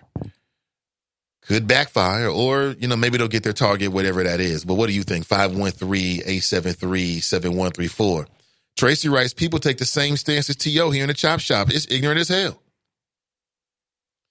Yeah, Max Kellerman is blacker than you is. But that's not exactly what he said, actually. So here's the clip. Check this out. In your case, you're defending Colin Kaepernick now. In my case, I've defended Colin Kaepernick on numerous occasions throughout the years. I'm talking about the Mike Wilbons, the James Browns, and everybody in between. Black folks all over the country, all in the media. Everybody speaking up on behalf of Colin Kaepernick. But Colin Kaepernick. You the one person that don't have anything to say. You step aside while brothers and sisters who know that you were right to want to address police brutality, who know that you were right to want to address racial oppression, who know that you were right when you say that you didn't deserve to be blackballed and you didn't deserve to have your cause politicized. All of us are fighting on behalf of you, but Right. you are the one that won't speak up for yourself. Do you Right. have a problem with that? Well, I think the thing is, in the black community, like I said, I'm in the streets. I hear what's going on. Yes, you are. Yes, and you are. The thing is I think, Stephen A., you have a platform. It's okay to disagree, but it was the way you were going about it. It was almost like you were attacking him. And I think the thing with Colin Kaepernick and the way that things shifted right at the doorstep of this workout is just the transparency. You alluded to the document. As that related, I mean, as I was referring to it with the document, the waiver, again, like I said, when you insert language into something that's not standard, then obviously you have to take time to review those documents. And like I said, they weren't given adequate time to do that. And so to now insert that and then think that he was going to sign it right at the doorfront, then that's not fair. You giving him, if you're going to give him a fair workout, then give him a fair workout. He was allowed no media access. They were trying to dictate who his receivers were. I have to stop you there. I have to stop you there. I am on the air right now listening to a Hall of Famer who I believe has had a multitude of opportunities to highlight unfairness that has been exacted from him. Did that stop you from accepting the challenge, knowing that you were walking into situations that were flagrantly unfair, that you were operating behind the eight ball, at a disadvantage, courtesy of a system and an entity that obviously had a lot of power and influence to compromise whatever your aspirations were? You do it, I do it. There are people that sit up there. You ain't the only one that accused me of attacking him. I would ask you to recall what I said. What I said is that I have been supporting this man. What I didn't support was you sending, not you, meaning him, sending the message that everything has to be ideal and everything has to be fair in order for me to embrace the challenge to acquire what I have been behind the scenes through my camp telling everybody I want. If you don't want to work out, that's fine. If you think it's unfair and you want, and I know, Max, you want to get in, I'm going to bring you in. Yeah. And you don't think it's fair, that's fine. And you want to get your lawyer, and your lawyer wants to stand up there and say, this waiver is an issue. We're ready to work out, but not until they alter this waiver, etc. That's different. But to not do the workout, to change locations, and then to go and give a speech to the media without taking any questions, any inquiry as to what's really going on, you are leaving others to surmise what the hell happened. Can I and answer I don't that think real that's quick? fair. Tio, do you mind if I jump in, Tio? Yes, before you do that, but Go ahead, what go. I wanted is transparency, Stephen A. And that's like I've done it. I've had incidents throughout the course of my career, and then there have been times where I've gone into interviews where I've done an hour and a half, 2 hours of an interview, and then they break down and they edit, and then you guys get on the show, and there's a panel of people, and then they break down whatever clips that they show. They're not showing the entire hour and a half or 2 hours of that interview that I've done. So what he wanted was transparency for people to see the full workout, to see the full Colin Kaepernick. Again, you mentioned obviously Max is going to get in here, and like I said, I'm in the streets. Max almost seems blacker than you, Stephen A. with what he's coming, with his commentary. With all due respect, my brother. I'm just saying, dog. Wait a minute. Wait to finish. I'm just saying. I'm going to check you right now. You don't cross the line. I'm just saying. Time. Wait a minute. You don't cross the line. First of all, like I said, you, Colin Kaepernick, Eric Reed, any of y'all that want to debate me in front of black people and talk about what's best for black people, name the time and place, I'll show up. I don't want to hear, what's the definition of blackness? Is there a definitive definition of blackness? Why are you giving the impression that because I don't march lockstep with every single thing that Colin Kaepernick wants? Okay, excuse me. Hold on, wait a minute. I'm not agreeing. Wait a minute. I'm not agreeing with everything that Colin Kaepernick has done. I'm not saying that, but you just sat up there and used an expression. More blacker. Excuse me. I'm from Hollis, Queens, New York City. You ain't the only brother out there that's in the streets. I'm in the streets every day. I get it. And so let's be very clear. And you damn well know that's the truth. And so my point to you is this. Again, I'm not going to disrespect you. I'm not going to go that route. But based on just what you just said, this is supposedly Stephen A. and T.O. going at one another. Did you know that I invited Colin Kaepernick to give him this platform for the entire 2 hours? I said, you can edit the damn show. You can have it live. We can talk wherever you want to talk. The floor is yours. I also gave that invitation to Eric Reed. I know people at other networks that has given Colin Kaepernick that same thing. They disagreed with him to some degree. Are you questioning their blackness too? Come on, man. There's certain things that's crossing the line. Dude, I mean, you're taking it as disrespect. There's no disrespect. There's no disrespect to that? No, dude. It's tongue in cheek, but at the same time, like I said, I'm in the streets. Like I said, I hear what's going on. And as I said, you don't have to agree. I don't totally agree with some of the things. As I texted you the other day, he could have articulated or expressed his thoughts better than he did in the interview. So there it is. That's the infamous exchange right there. And now you can hear what I said. Fame was really throwing it on a little thicker there. I mean, he articulated his point, and it was obvious, though. And really, I don't know what he was trying to say. He said, Max sounds more black. Max sounds more black than you do. Like, Max Kellerman is a white male. He could never sound more black. So I think the point he was trying to make is that he was trying to say that Max Kellerman's point is more in line with the black people that he know. That's different than what he said, though. Because what he tried to say, and again, Stephen A. had to check him. Right then and there, you can't let that slide. He had to set the record straight and say, no, brother. He said, I'm from Hollis, Queen. Oh, man. But these are the questions that will continue to permeate our culture and our communities as we try to figure out who the hell we are and where we're trying to get there. But again, if you were born black, then you're black, period. You don't have to ascribe to a certain thing, in my opinion. These black Republicans, people question their blackness. I don't question their blackness. I question their political, I question their politics. You know what I'm saying? If you're like Drop, some people might look at Drop and say, oh, he ain't black. He's every bit black. He comes at the politic things differently. I wouldn't say there was a question of blackness about Colin Kaepernick. It's more about the political platform and the position that Stephen A. Smith is in. Like I said, it might appear that Stephen A. can say anything he wants to, but he can't. Stephen A. can't say anything he wants to. You know, even within the realm of sports, there are things and topics he can't touch. One topic is China. You don't hear nobody on ESPN talk about China. Why? Well, because the NBA is a big partner with ESPN. They need each other. And China is the number one market for the National Basketball Association. It's not you. It's not you. You grew up bouncing a basketball in Cincinnati or in your community. It's not you.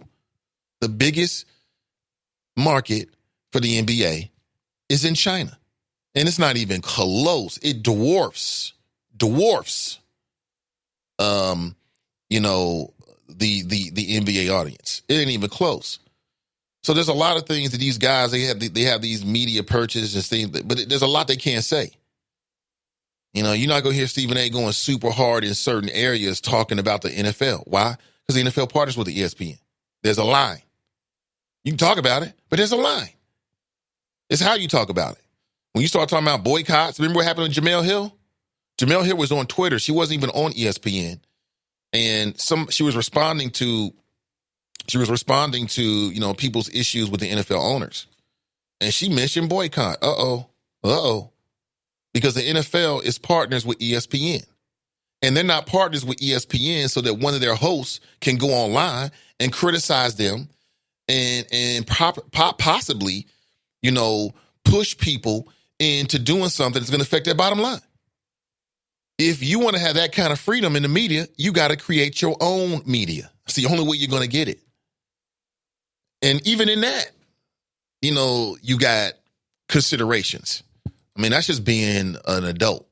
So that's just living in this world. It's always going to be like that. There's just no way around it. 513-873-7134 if you like to share your thoughts. What do you think? What do you think? Tanika writes, good morning in the choppers. Mason Marlon writes, Stephen A. might not think his blackness doesn't make a difference until white America starts quoting him because he's seen as a leading black voice in sports. That's the reality for Stephen A., whether he likes it or not. I'm just saying. Drop writes, mute the black divide. Booker T. Washington versus Frederick Douglass. Stephen A. Smith versus T.O. Hashtag black without borders. Ashley writes, good morning, Nathan and Choppers. Happy Friday. Mason Marler writes, ignorance shouldn't be given legitimacy in the face of facts. Tanika writes, I had a fade at one time and loved it. I mean, bald. I mean, I don't know, man. Maybe I'm just a different brother. I just, you don't have to have long hair to be beautiful. That's not what makes a woman beautiful to me. My wife has hair. If she was bald, I would still think she's beautiful. We first got together, she was very younger. She had a very short hairstyle. It was brushable. She could brush her hair with so short. She loved it. Because all she had to do, she'd get up in the morning, throw some whatever they throw in it, boom, she was out the door. It was beautiful. And, as a black man living with that black woman at that time, I just found, whatever was easier for her was easier for me. You know what I'm saying? Hair means nothing. Mike Jones writes, good morning, Choppers, TGIFs. Stephen A. Django is good at shining shoes. Stephen A. Django? Isn't that the name of the character, Stephen? So you're wrong for that, Mike Jones, but good morning to you anyway. Did I read that Mason Marler writes, fuck cancer? And he's not talking about the astrological signs. Yeah, fuck cancer. Mason Marler writes, not having it drop. Ignorance shouldn't be given legitimacy. I think I read that already. Sister V writes, heard analysis on Kaepernick, and some people believe he was about to be played by the NFL regarding that liability waiver. They tried to sneak up on him at the last minute. Kaepernick found out about it, and they made a move. That's why he was rocking his Kunta Kinte shirt. Keep saying I'm not your Negro tour guide, as Kathy Y. Wilson used to say. Wow, Kathy Y. Wilson. Hope she's doing well.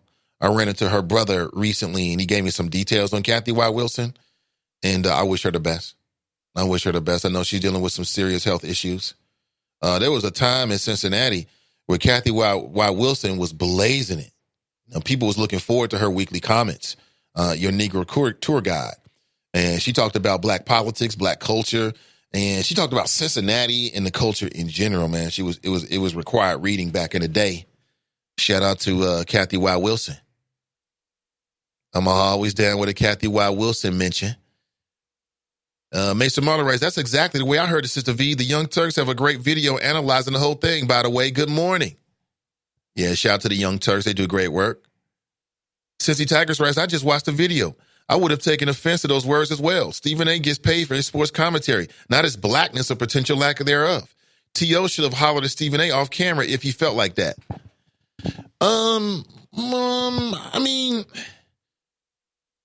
just feel like, T.O. should have articulated what he meant more. Like, I think I know what he was trying to say, and I think he was trying to be funny a little bit. When I looked at the camera, as I watched the video, just his face and the inflection in his voice, he might have thought, okay, let me throw this in here. Like I got the feeling that he thought about that beforehand and he found a place to put it out there. But I thought it was an inaccurate way to challenge Stephen A. Smith. I don't think his blackness, I don't think that's the way he should have put it. I think he should have said something like, well, number one, I don't think he necessarily should have compared him to Max Kellerman anyway, off the top. Once you do that, you open the door to a whole lot of things because of the racial dynamics. So I thought he was off point from the beginning, and it is what it is. If that's how he felt, he wanted to challenge me, it is what it is. He said what he wanted to say. Drop writes, black people will always be divided because of money. Maybe. Sharp writes, did enjoy how Byron Allen mentioned net neutrality. Yeah, I've been telling people, so now it takes Byron Allen. So when Byron Allen was on last week with Roland Martin, and I think he did one of the best interviews I've seen. I've seen like 3 or 4 different interviews. I thought the Roland Martin interview was one of the best. Or maybe I'm just affectionate to Roland Martin because he's in that digital space, such as I am as well. But I thought that at one point he starts talking about net neutrality. This is Byron Allen. And he says, what did he say? He said the same fucking thing I said. And thanks for bringing that up, Shark, because I completely forgot about it. The point I've been making about the internet is like water. It's like air to you.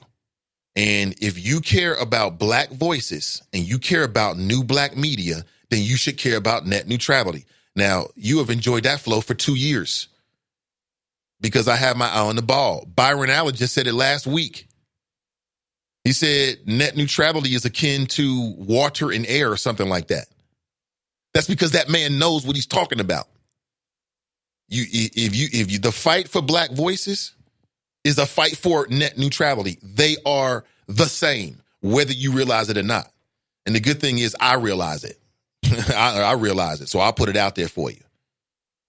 Because new black media is on the internet. It's videos. It's podcast. It's on the internet. That's where it is. That's where it is. You got this new black media channel. I don't know what they're going to do, but something tells me it may have a heavy digital base. It might be completely digitally based, like TYT, the Young Turks. And so none of that matters if you don't have net neutrality. I'm not going to get all into it right now because I'm just not going to. I didn't plan on doing it, but I may see if I can find that clip right now and let Byron Allen break it all down. You trying to do business on the internet? Pay attention to it. Just do your own education. Don't go by my words. Just go do your own education. Go check it out. Clue Magic is in the house. You guys good morning, Nate and the Choppers. Say good to see you, Clue. Cutting Through the BS podcast is, listen, wherever you listen to podcasts, do a search right now for the Cutting Through the BS podcast and subscribe to that podcast. Tracy writes, Nathan, where did you read Portune endorses pillage? I believe that I posted a link inside the Chop Shop. I read it off of Cincinnati.com. Yeah, I thought I posted a link, and if I didn't, then I'll do that. Hold on, let me find this link for you. Yes, it's I believe it was Cincinnati.com. Let me double check here. I'm almost certain it was.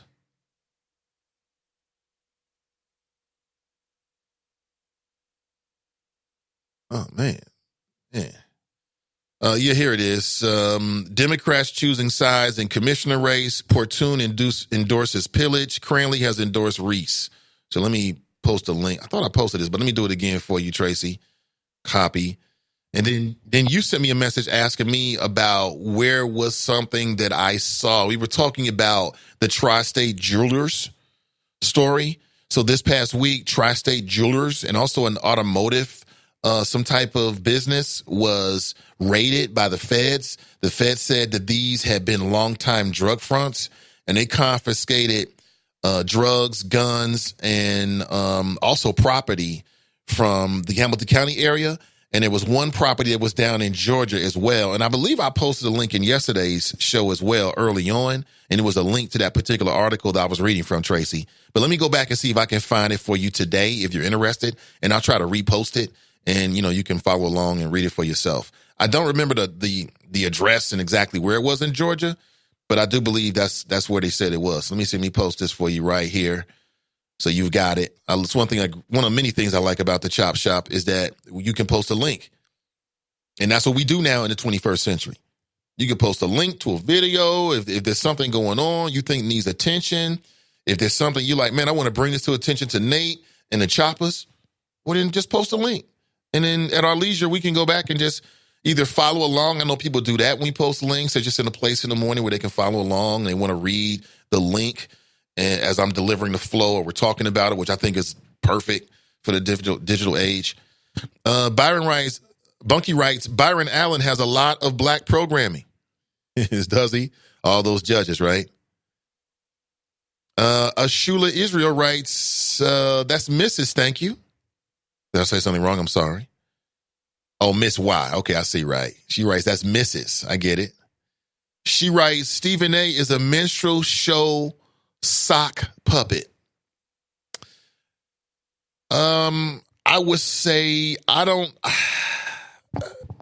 Again, I'm in no position to challenge your opinion. Since you put it out there, the way I look at it is, it depends on how you look at it. Like some people, they look at sports, the whole sports entertainment, as a minstrel show in and of itself. Like some people have that opinion, like sports in general, whether it's basketball, the NFL, is all a distraction, not worth your time, and it's all just a minstrel show. So if you got that viewpoint, okay, I get where you're coming from. Stephen A. Smith is making $5-7 million talking about sports every day. He ain't playing no sports, but he's talking about the sports. He ain't taking no risk, but he's making money like he's taking a risk. He's also on the biggest sports platform in the world. That Negro ain't trying to get that up. He ain't trying to give that up, until he gets what he's trying to get out of it, which is probably like as many 5-year, $1 million contract years as he can get. I mean, do the math.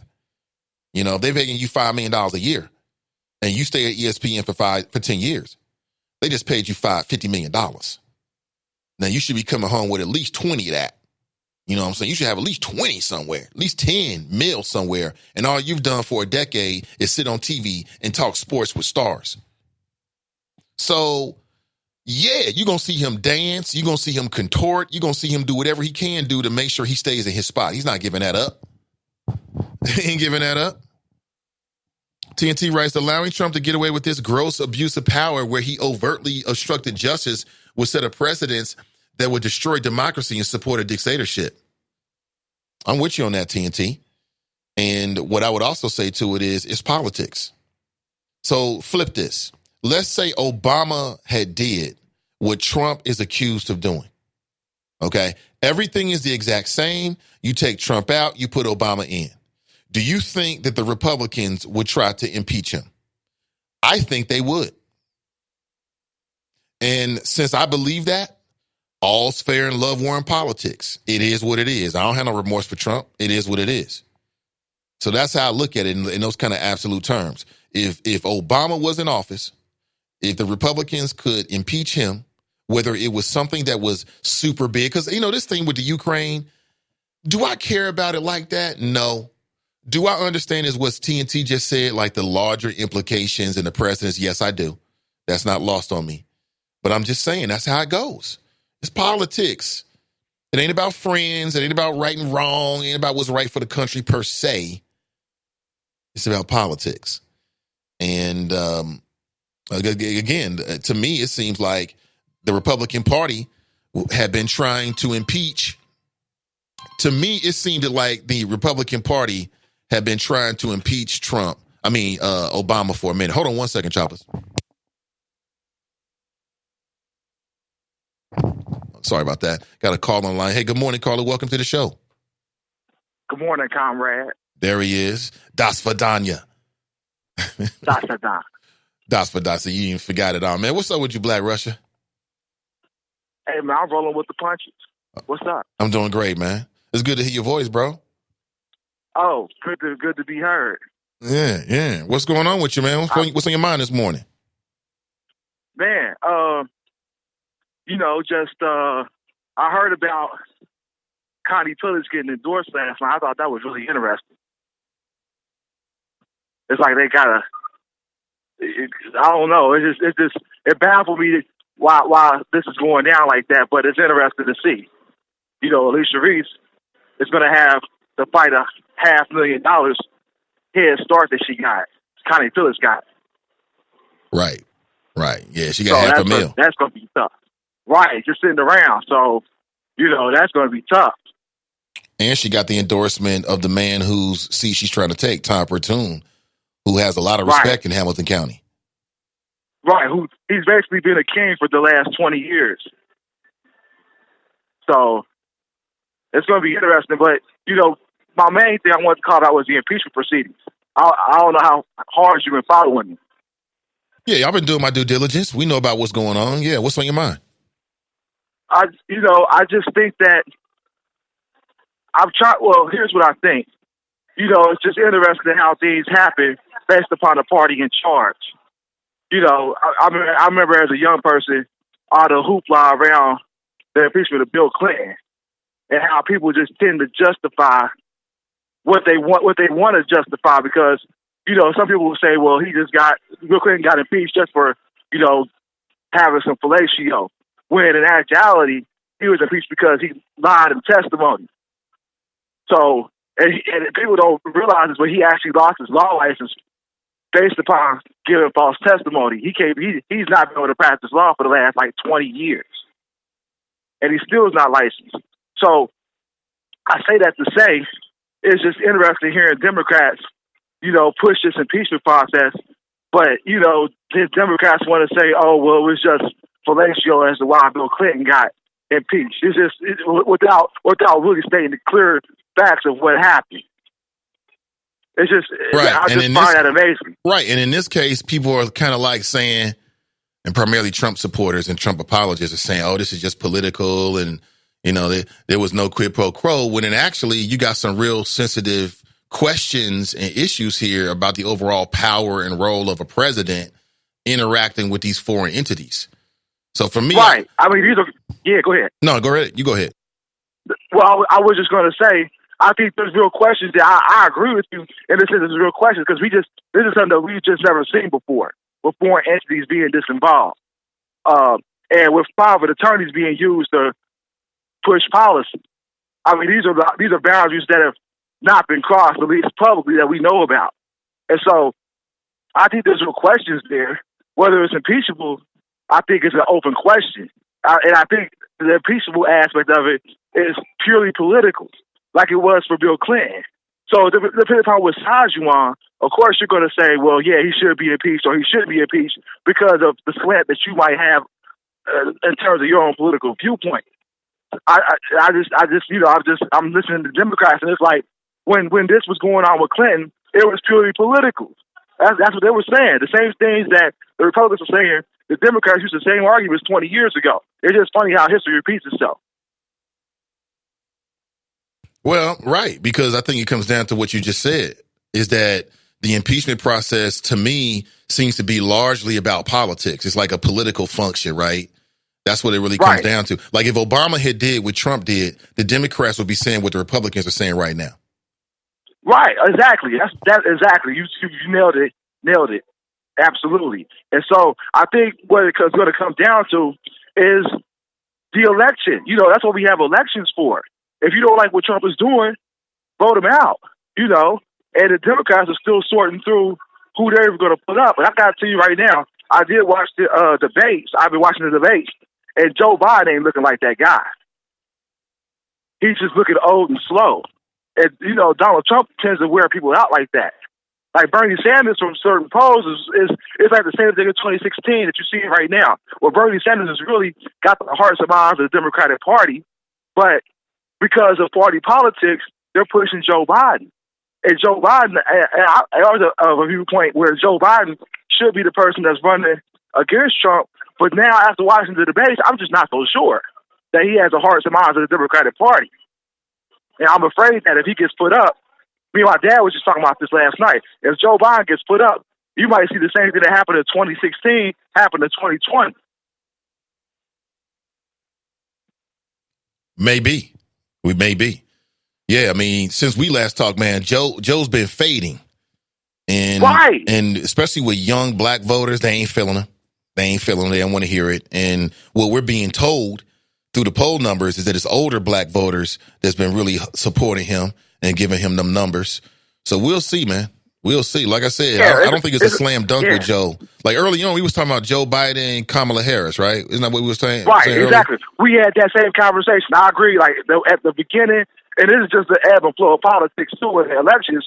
You look at somebody in the beginning, they look like, oh, this is a Biden-Harris ticket. That's a slam dunk. But now, just after watching the debates and listening to people have conversations, it's almost like a repeat of 2016 where older black folks just got in line with Hillary Clinton and it ended up being one of the biggest political upsets in American history. We can see that happen very well again in 2020 based upon what the Democrats do. It's very critical who the Democrats nominate because I'll tell you, Bernie Sanders is winning in certain polls against Trump head-to-head. It's almost, again, the same thing from 2016 because Bernie Sanders was winning head-to-head polls against Trump. Hillary was really close, and she ended up losing.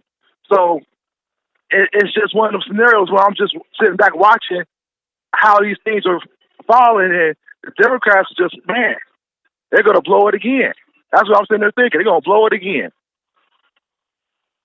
All right. Well, Black Russia, man, it's good to hear your voice, man. Anything else?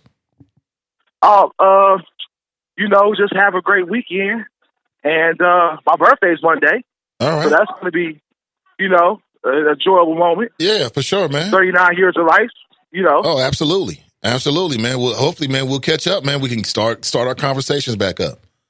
2020 is going to be an amazing year. It's going to be real interesting, 2020. A lot of politics. Oh, yeah. Especially locally, too. The sheriff's race, county commission, the prosecutor's race.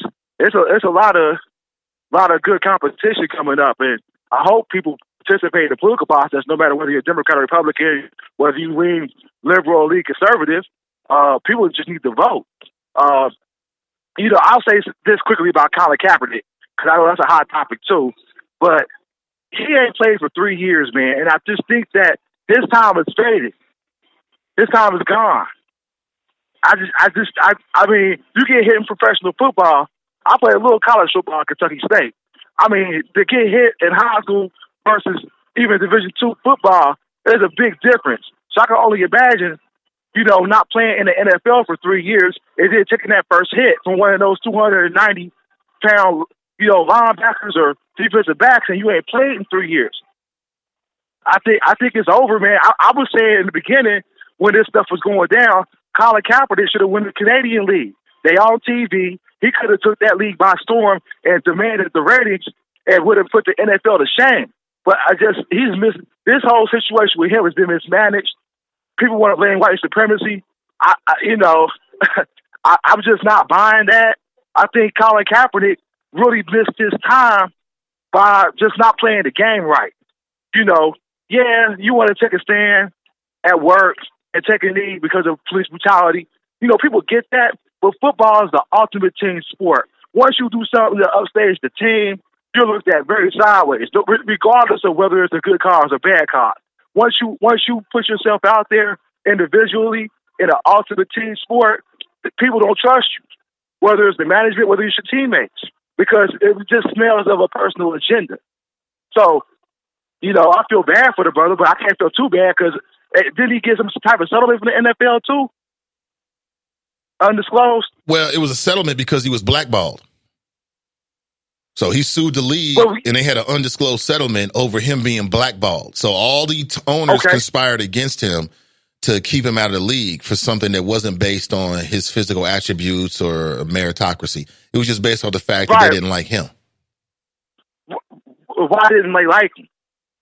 Well, from what I can gather and remember, because I remember there was like some anonymous report that said that some of the GMs and owners hated him, was the word that was used. They hated him.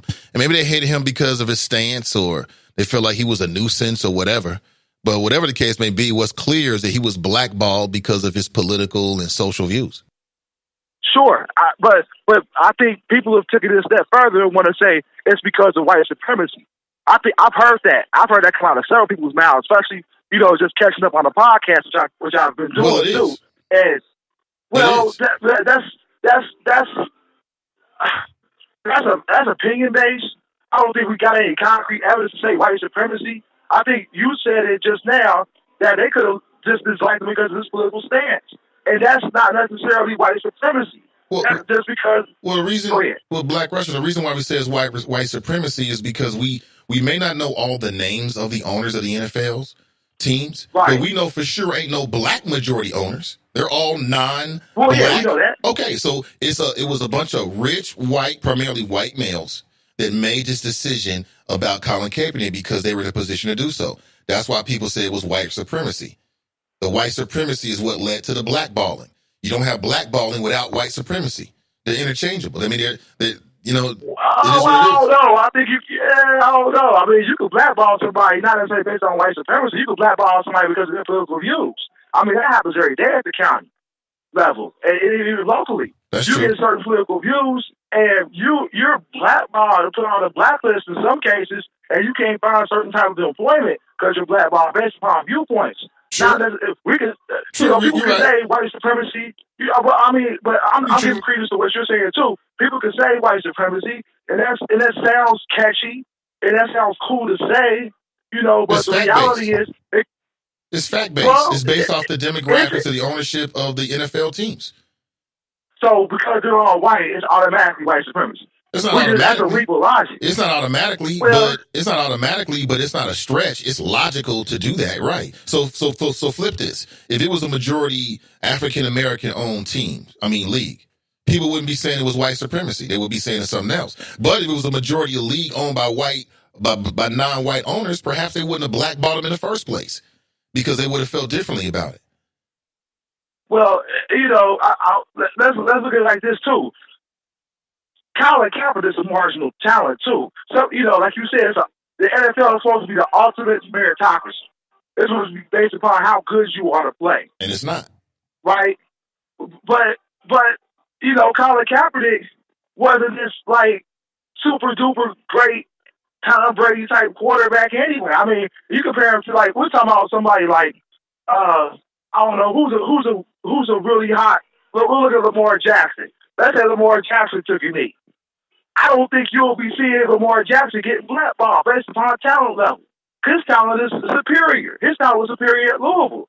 They were saying he couldn't play quarterback. He got drafted late first round, although I really thought he was a top first round talent based upon his play at Louisville. And he's proven all the doubters wrong. So if you got somebody like Lamar Jackson out here all of a sudden want to take a knee, or like a LeBron James all of a sudden decide he didn't want to stand up for the national anthem based upon white supremacy or police brutality or whatever the case may be, they'll get a pass. So some of this is talent-based too. Well, he's a marginal talent. I don't think they'll get a pass. If you go back in time and instead of Colin Kaepernick, it was Lamar Jackson, did the same exact thing, I think the same exact thing would have happened. And the first time he got injured, it would have been, they would have went to the backup faster and went to the backup longer. I think the same thing would have happened. I think Colin now has maybe opened some doors and maybe softened the ground a little bit for the other guys that might come behind him. But again, we'll never know. I mean, what we do know is that Colin Kaepernick didn't rape anybody. Colin Kaepernick didn't assault anybody. He didn't get caught drinking. He didn't fail a drug test. He simply was staging a silent protest. The media came to him and he answered. And then he kept answering. And that's all we know. What we know is that he was a starter, then he was a backup. And all of a sudden he couldn't get a job. And then we started getting these reports saying that there were some personal issues that the GMs and owners had with him. So I think 2 plus 2 equals 4. Well, he did lose a starting job prior to the knee taking. And he started taking a knee when he became a backup. So people will say, well, the timing is suspicious too of him wanting to take a principal stance, whether it's principal or not principal. Are principal. If that's how he really felt. Sometimes it's about timing too. The timing just looks suspect too. I mean, you wait until you're a backup where you feel like you ain't got nothing to lose, and then you lose it all. You're right. That's true. I recognize the timing of it. But again, whenever you wake up, you wake up. If you've been woke for 2 years or 2 minutes, I'll take it. Yeah, but sometimes you wake up too late. And your time will pass. And this is what happened to Colin Kaepernick. Again, I think he should go to Canadian Football League. I think he might do good against that level of competition. They on TV, they on ESPN. I think he misplayed this whole scenario. And I really think that he should have went Canadian Football League. If he went out there and took the league by storm with his play, I think he'd have proved every doubter wrong, including folks who think the time would have been suspect. If he had let his play do the talking in another league, I think he could have shut a lot of doubters down. But I think because he was so sold on I'm an NFL quarterback and I deserve to be in the league, based upon I think I need to be in the league, whether they're playing the game, because work is political too. So he played the game, and unfortunately, he's not. I don't think he's gonna ever get back in the NFL. I think we could agree on that. I think he's done. Yeah, and I don't really think it has no real impact. Like for me personally, if Colin gets a job back in the NFL, so what? Big deal. Right. I mean, it's not earth shattering or the damage has been done. I mean, they took the last 3 years of his career. Maybe his past his prime athletically. It is what it is. I'm not even sure what a win looks like, to be honest with you. I don't know what a win looks like in this scenario. Is it I Colin think getting a the job win. back or what? I have no idea. I think really and truly he won by getting this undisclosed settlement. I think that was the win he got because he proved that he got blackballed. For whatever reason, he got blackballed. He got because the NFL, they thought that he wasn't getting blackballed. They would have probably settled this. They'd have took this all the way to the back. And I see them, they've taken stuff lesser all the way, like how they did Tom Brady. They took Tom Brady all the way to the appeals court on deflating footballs. So we're talking about something like, being blackballed from the NFL. They settled that. I mean, that was his win. And I think he should have took his money and went to Canadian Football League, but he insists on playing NFL after you just got a settlement from the people you want to work for. Like, that don't even happen in real life. Like, once you sue your employer, and the employer settles with you, you usually don't go back to that employer. Unless it's like having a civil service job and they restores your job and everything like that. But that ain't the case here. It's one of those debates that's gonna probably rage on forever. But I'm glad to have a voice and talk to y'all probably sometime in the future. All right, man. Take it easy, man. That's Black Russia. Black Russia out. Good to hear his voice. It's been a minute. Been down a minute. Got a birthday coming up on Monday, so hopefully we can chop it up in the near future. And I think there'll be quite a lot to talk about. There is a lot going on. There's a lot going on in the city. There's a lot going on in the region. There's a lot going on in the country as it directly relates to you, your family, your culture, things you may be interested in. And that's why the Nathan Ivey Show is here to talk about it and to give a platform where we can have some hopefully intelligent conversations on some days more than others, but hopefully relevant and edutainment, no matter what the case may be. I want to run through, again, I'm not going anywhere. It's a Friday. We've got time. We make the rules. We in charge. Let's go longer. Kev on the cell writes, good morning, great people. It's a great day to have a great day. Nate, is something wrong with the phone lines? Tried to call in a few times and got no answer. That was at 8:37 a.m., almost 3 hours ago, and I think I acknowledged that. I apologize missing your phone call there. Schuler writes, good morning, Nathan and the Choppers. Illusion of economic inclusion equals new age share trapping. Clumazic writes, turn up the volume, Fame. Yeah, I tried to turn it up a little bit. I can realize after we got to the conversation it was a little bit low. Cincy Tigers writes, that's an awful way to treat a child. His father is a monster. Renee writes, good morning. Good to see you, Renee.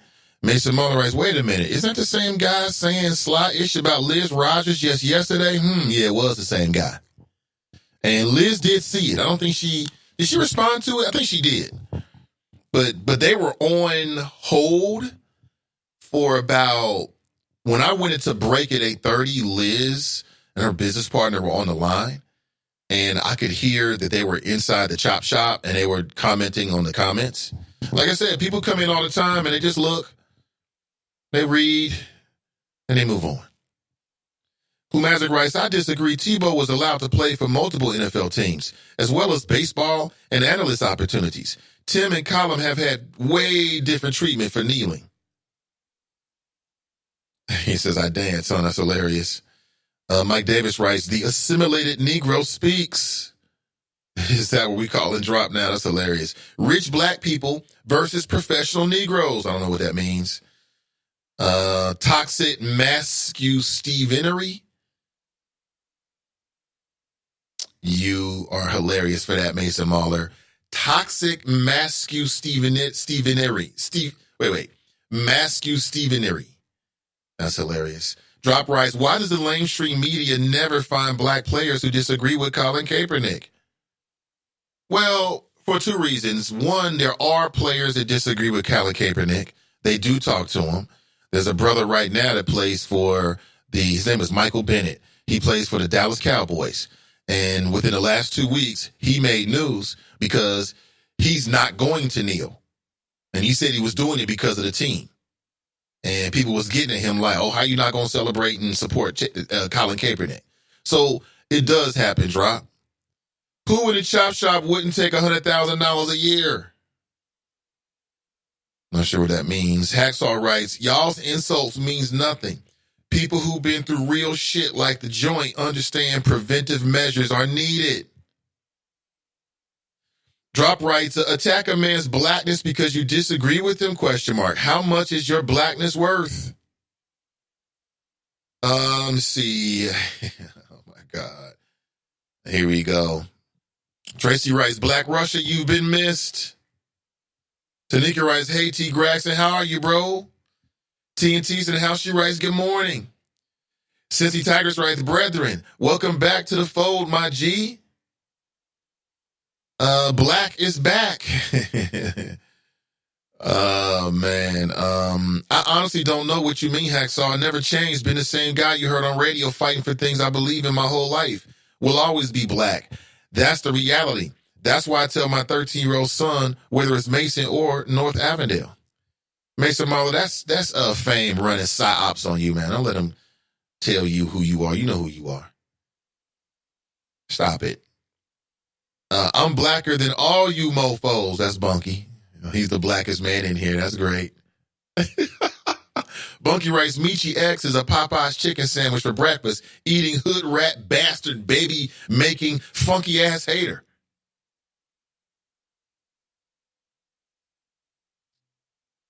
Thank you for that, Bunky. Very descriptive. Appreciate it. Mike Jones writes, damn Black Russia in the house. Welcome home, bro. Mason Muller writes, Hercules, Hercules, Hercules, Hercules. I dance, I dance, I dance, I dance. We don't really play the I Dance for Master song too much. It's not appropriate. It's not appropriate. We ain't getting into it. TNT writes, next stop, BR's Jock. Well, we'll let you off here, Dry. Is that right? He was jocking BR pretty hard. He was. Black Russia writes, thanks, Mike Jones. Don't seem like too much happened since I've been gone. I've been able to vote absentee through locally. Glad my classmate Ben Lindy has a seat on the school board. I expect him to really shake things up. As well as I'm glad to see the voters ignored Michelle Dillingham like the plague. Hashtag alt middle. Your boy Ben Lindy, huh? Well, I mean, it's right. He did go to Warner Hills. Let's see. Okay. I mean, it is what it is now. And again, my question is, as you're bringing him up, is why did Ben Lindy spend $200,000 to get on the school board? Why? What is his agenda? What does he want to do? Well, he told us. He told us. And I think that we have to take him for his word, until we see something different. Yeah, that was interesting. We talked with Ozzy. He was nice enough to bless us with the microphone the day after the election. He kept it real with us. He gave us the exclusive before he gave it to mainstream media here. And appreciate that. Somebody said, I smell biscuits. I smell biscuits. Hacksaw writes, the Gilligan of the week is Terrell Owens. Gilligan of the week, Terrell Owens. I can see why. I'm not sure if it rises to that level, but Cincy Tigers writes, the producer revealed this week to have Julia Roberts to play Harriet Tubman is a strong candidate for Gilligan of the week. I'm with you, Cincy Tigers. Now, just so we all know, the producer who said that, this happened 20-something years ago. So one of the producers that finally got this Harriet movie greenlight, this has been a long-term process. The screenplay was written 25 years ago. And so they were sitting down doing a recent interview talking about the experience to get the movie Harriet actually done. And as a part of that conversation, one of the screenwriters brought up this story about what happened 26 years ago. I'm not saying you don't know this, Cincy Tigris, because we all on point here, but I'm just saying there might be some folks out there that just don't know the backstory of that show. Of that story. So some people might be thinking, oh, they wanted Julia Roberts to play Harriet in the upcoming movie? Well, yes and no. This wasn't a recent thing that was saying. This was 20-something years ago when they was trying to get the movie made. They sit down with this presumably white Hollywood executive, and apparently this Hollywood executive said, hey, we should get Julia Roberts. Now, to me, this sounds like BS. You know what I'm saying?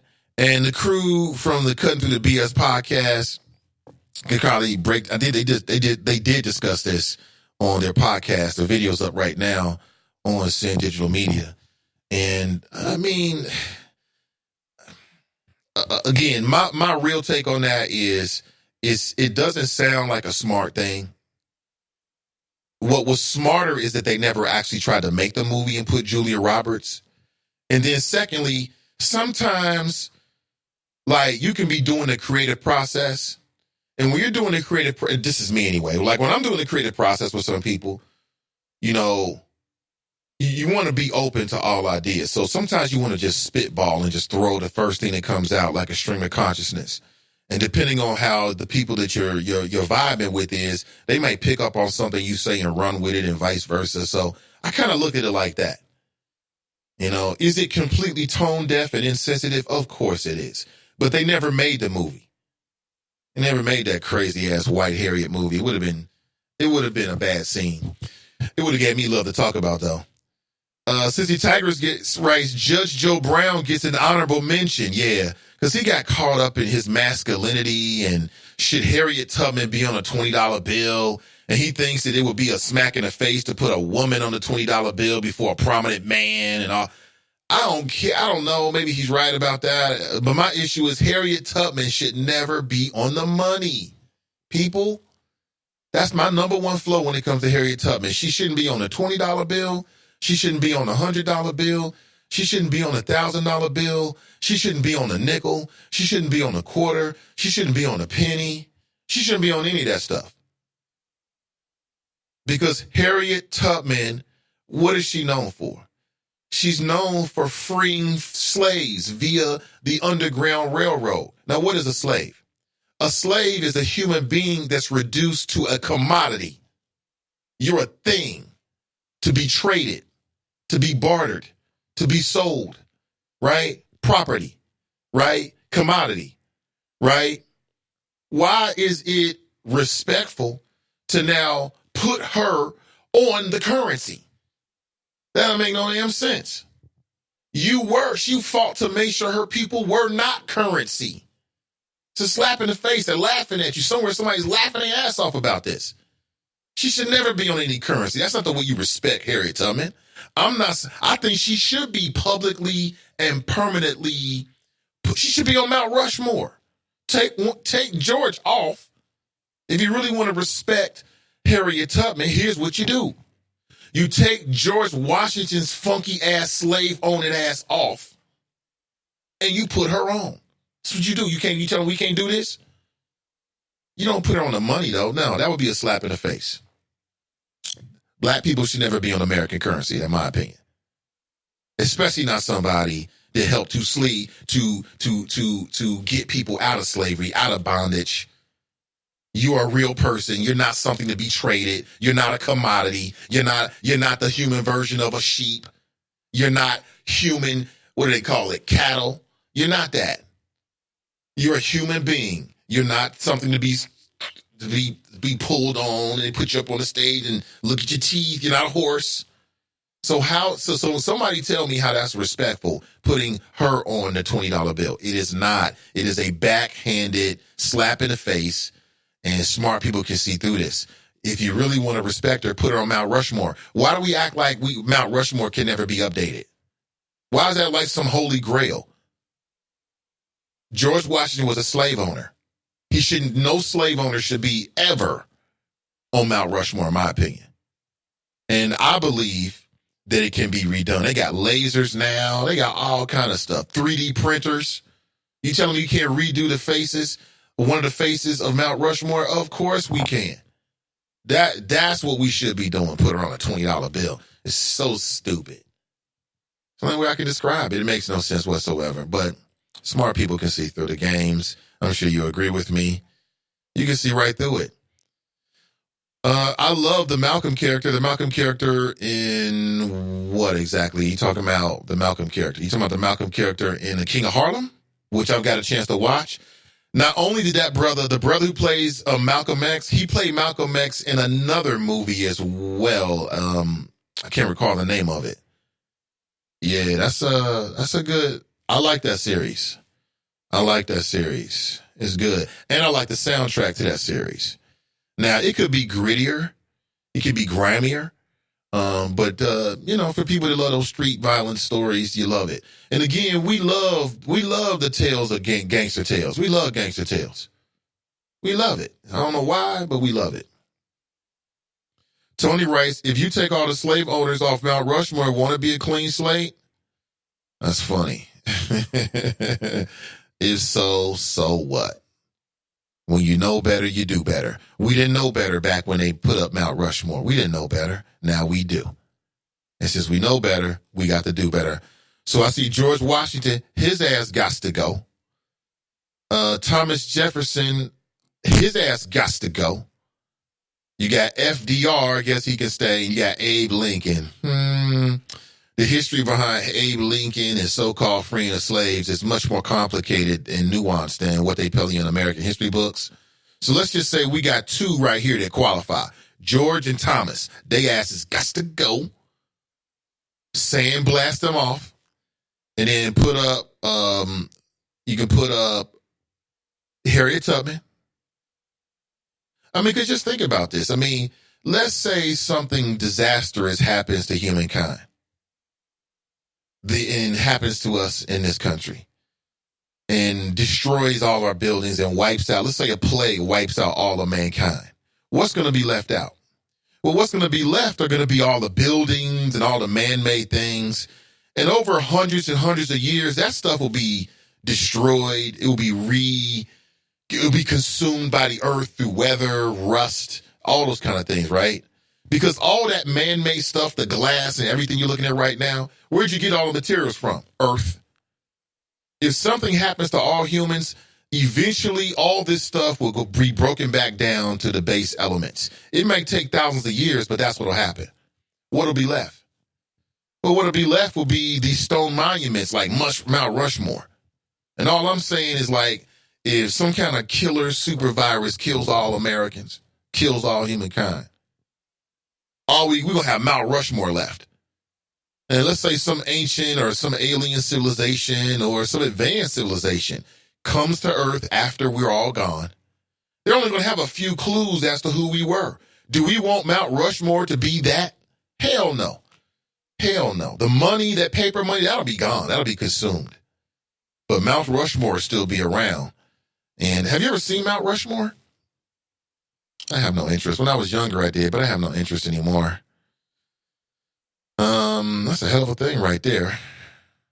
All white males on Mount Rushmore. So if ever there was a place that needed diversity, it would be Mount Rushmore. That's what I suggest. We don't need Harriet Tubman on a $20 bill. Let's put her at Mount Rushmore.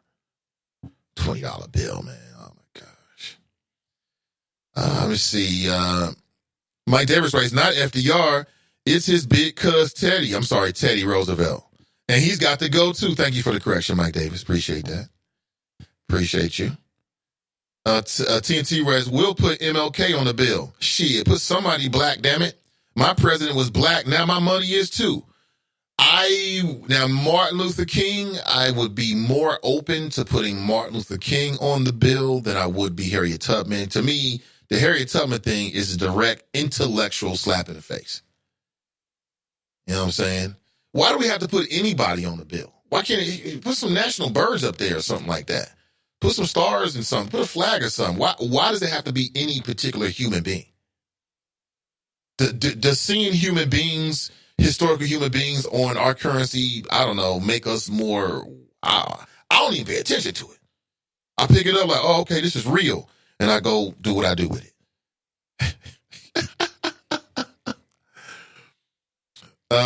Cam writes, Nathan, the Olmec heads will be seen as well. Let me Google this very quickly because I cannot remember what the Olmec heads are. Oh, yeah, okay. The Olmec, and from the Olmec ancient civilization. Yeah, I'm hip to this. How big are these heads, man? There's so many wonders around the earth that we just don't talk about on a regular basis. It's crazy. It really is. It's a Friday. It's 10:27. We ain't got no jobs. And we can talk as long as we want to. Judge Joe Brown is a drunk-ass Gilly. That's from Tracy. What? What? Cincy Tigers writes, that's what I said. Revealed this week. Respect my mind, Nathan Ivey. Oh, absolutely. Renee, I just knew Bumpy was going to be the cheater. Oh, wait a minute. Wait. I'm only on episode 2. Okay? I'm only on episode 2. And I'll hopefully get to it soon. Maybe this weekend or next weekend. It is what it is. Let me see. Anybody watching I think that's what she's talking about. I see there's Broadway Stark first of his name. He writes, good to see you, Cincy. What's up, Broadway? She called him out. He's here too. Let me see. Drop is the king of the West, huh? Is that right? Greetings, glorious feelings entering my ward and hearing the alt-middle OG. Welcome back, brethren. Okay. I see y'all all on code this morning. That's great. White supremacy is a catchy phrase, question mark. Something just made up. What the F, question mark? TNT writes, it's not catchy, it's reality. To me, when I look at what happened to Colin Kaepernick, to me, it's white supremacy. And I say that because the fact of the matter is that the decisions to blackball him were made primarily by non-black people. So that's why I say that. And I read an article. We talked about this about a year and 2 years ago. It came out from anonymous sources. Purportedly, someone had talked with some general managers and also some owners of some of the NFL teams. This was right after, like a year and a half after Colin Kaepernick had been, there was a big controversy. And the article, basically what the article reported, is that there was a lot of really serious hurt feelings and bad feelings toward Colin Kaepernick. The phrase, they hate him, was actually reported. I remember this because we talked about it. So here's my thing about it. If I'm an NFL owner, why would I hate Colin Kaepernick or any other player because they choose to use the platform that we created for them to talk about social issues? Everybody else does it. When the NFL is doing Breast Cancer Awareness Month, which I support, the NFL is selectively choosing certain diseases that they want to get behind and support. There's a whole lot of diseases and medical conditions that could probably use or could benefit from having a platform like the NFL get behind them, but they don't. They are choosing who they want to support. Now, what if you're an NFL player and you're like, man, I don't want to do Breast Cancer Awareness Week. I want to support something else.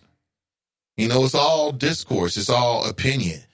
So if it was me, if I was the owner of, let's say, whoever, the Bengals, and one of the Bengal players is on some Eric Reed, Colin Kaepernick stuff, I'll be honest with you again, I would have a lot more information. I'd probably look at it differently. But I'm not super upset about it. Even if I disagree, even if I'm like, I really wish you would chill on that. I'm not super upset about it. To the point where now I want to conspire with the other team owners and say, you know what? This guy shouldn't play in our league. And before people say, well, we're going to start our own league, I love the idea of starting your own. I love it. I'm doing it. But an NFL league, I don't see it happening. I don't see it happening. Because people that watch those leagues want to see the names. They want to see the big-time talent that they have become accustomed to.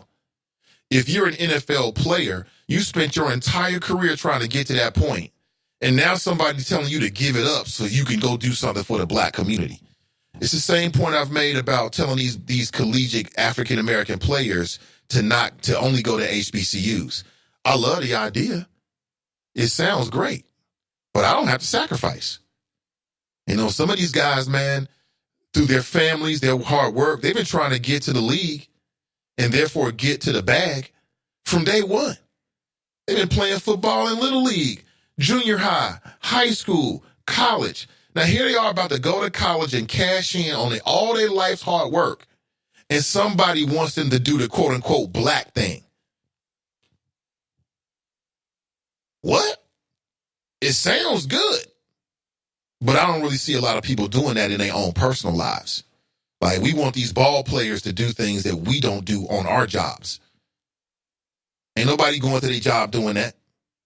And you're not even talking about millions of dollars. You might be talking about $75,000 a year. You might be talking about $35,000 a year. You might be talking about $40,000 a year. Can you imagine when you worked your whole life and you're looking at getting a $2, $3, $4 million a year contract, $15 million contract over 3 years? I mean, this is your ticket. You're supposed to give this up so you can start a new league with Colin Kaepernick because he got blackballed? Listen, I'm with you. I'm all about that. But there ain't a whole lot of people that's going to do that. And I say the same thing about media. You don't see these guys in the media. People were saying this about these ball players like Chris Broussard. Oh, they should start their own league. You don't see Chris Broussard leaving his Fox Sports 1 check to go start something new with some black folks. You don't see that. I mean, that is a very rare thing. And it's rare because people work for a while to get for a certain spot. And they're not trying to get at us, especially if they paying their bills and it's providing them a certain lifestyle. So it's easy for people that ain't have nothing to give up to say that. But for me, I try to be practical about it. Like, man, if I play running back or I play tight end. I've been a tight end. I've been playing tight end in Little League or in high school. I'm one of the top recruits coming out of college. My agent is telling me that he's projecting that my first contract is going to be $5 million. I'm looking at making $2.5 million over the next 3 years of this contract. And you want me to give this up so I can go play in the black XFL and make $14,000 a year? It ain't going to happen. Ain't nobody doing that. Ain't nobody doing that. Ain't nobody doing that. I don't see nobody doing that. I don't think it's smart. I really don't. But I love the idea of like a black football league. I love it. I'm all about that. But, I think it was Fame at an excellent point about the Big Three. These young ball players ain't leaving to go to the Big Three. Not that the Big Three can afford them to kind of like full roster and all the things that come with it. But the point is that if you're a major athlete, you're 18 years old, you're 19 years old, you're 20 years old. I have a close family friend who her son is a basketball prodigy. The boy is about 14 now. His entire life, he's had a basketball in his hand. The boy's been playing soccer. His mother is grooming him because he showed natural ability to play basketball since he was a kid. He do the AAU thing in the summertime. They get in a car. She drives this boy all over the country, going to AAU tournaments. They from Cincinnati. They be in Arizona. They be down south. They be in Florida. That woman wants a return on her investment. I'm sure she do. You know what I'm saying? If they get to the point where now her son is a big-time potential NBA recruit, and somebody say, hey, don't go to the NBA. Go to the black NBA. It's a brand new league over here. It ain't going to work.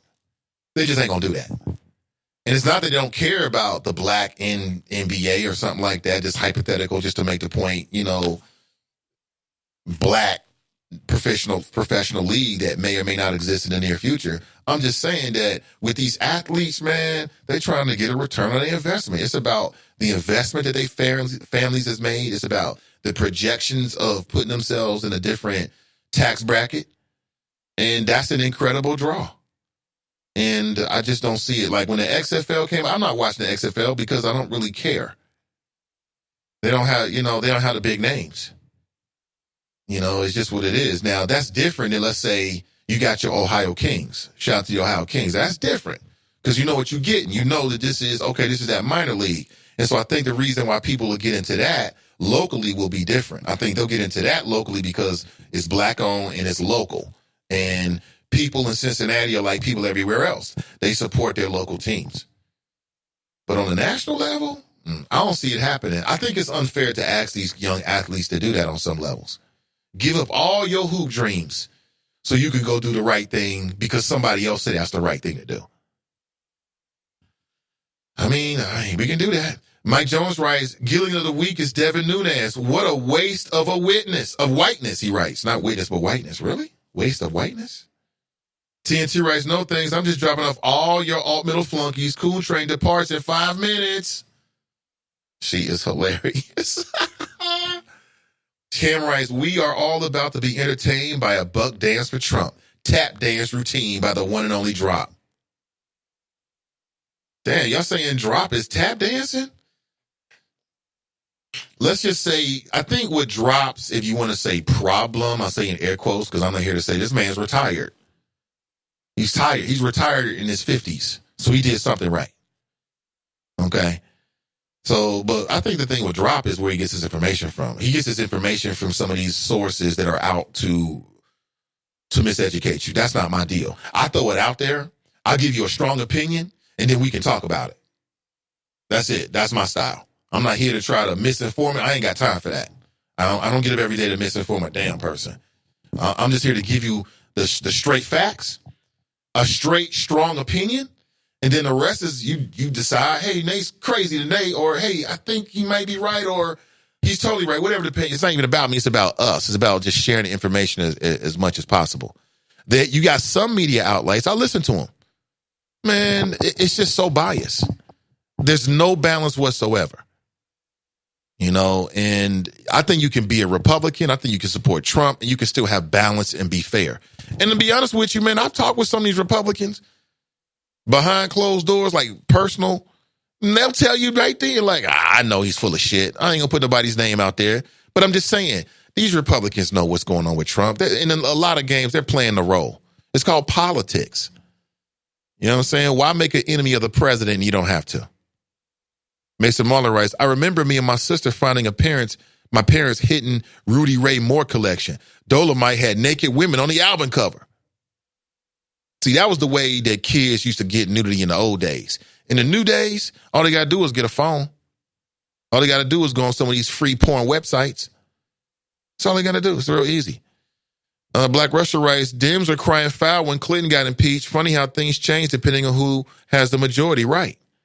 So if Obama wasn't, if Trump was a Democrat, the Democrats would be saying what the Republicans are saying right now. And if you flip this, and if Trump was a Democrat, the Republicans would be saying what the Democrats are saying right now. That's what it is. Tony writes, Julia Roberts as Harriet Tubman. I forgot about that bullshit. Yep. Like I said, I didn't make anything out of it, man. I thought it was one of those interesting stories. They didn't make the movie.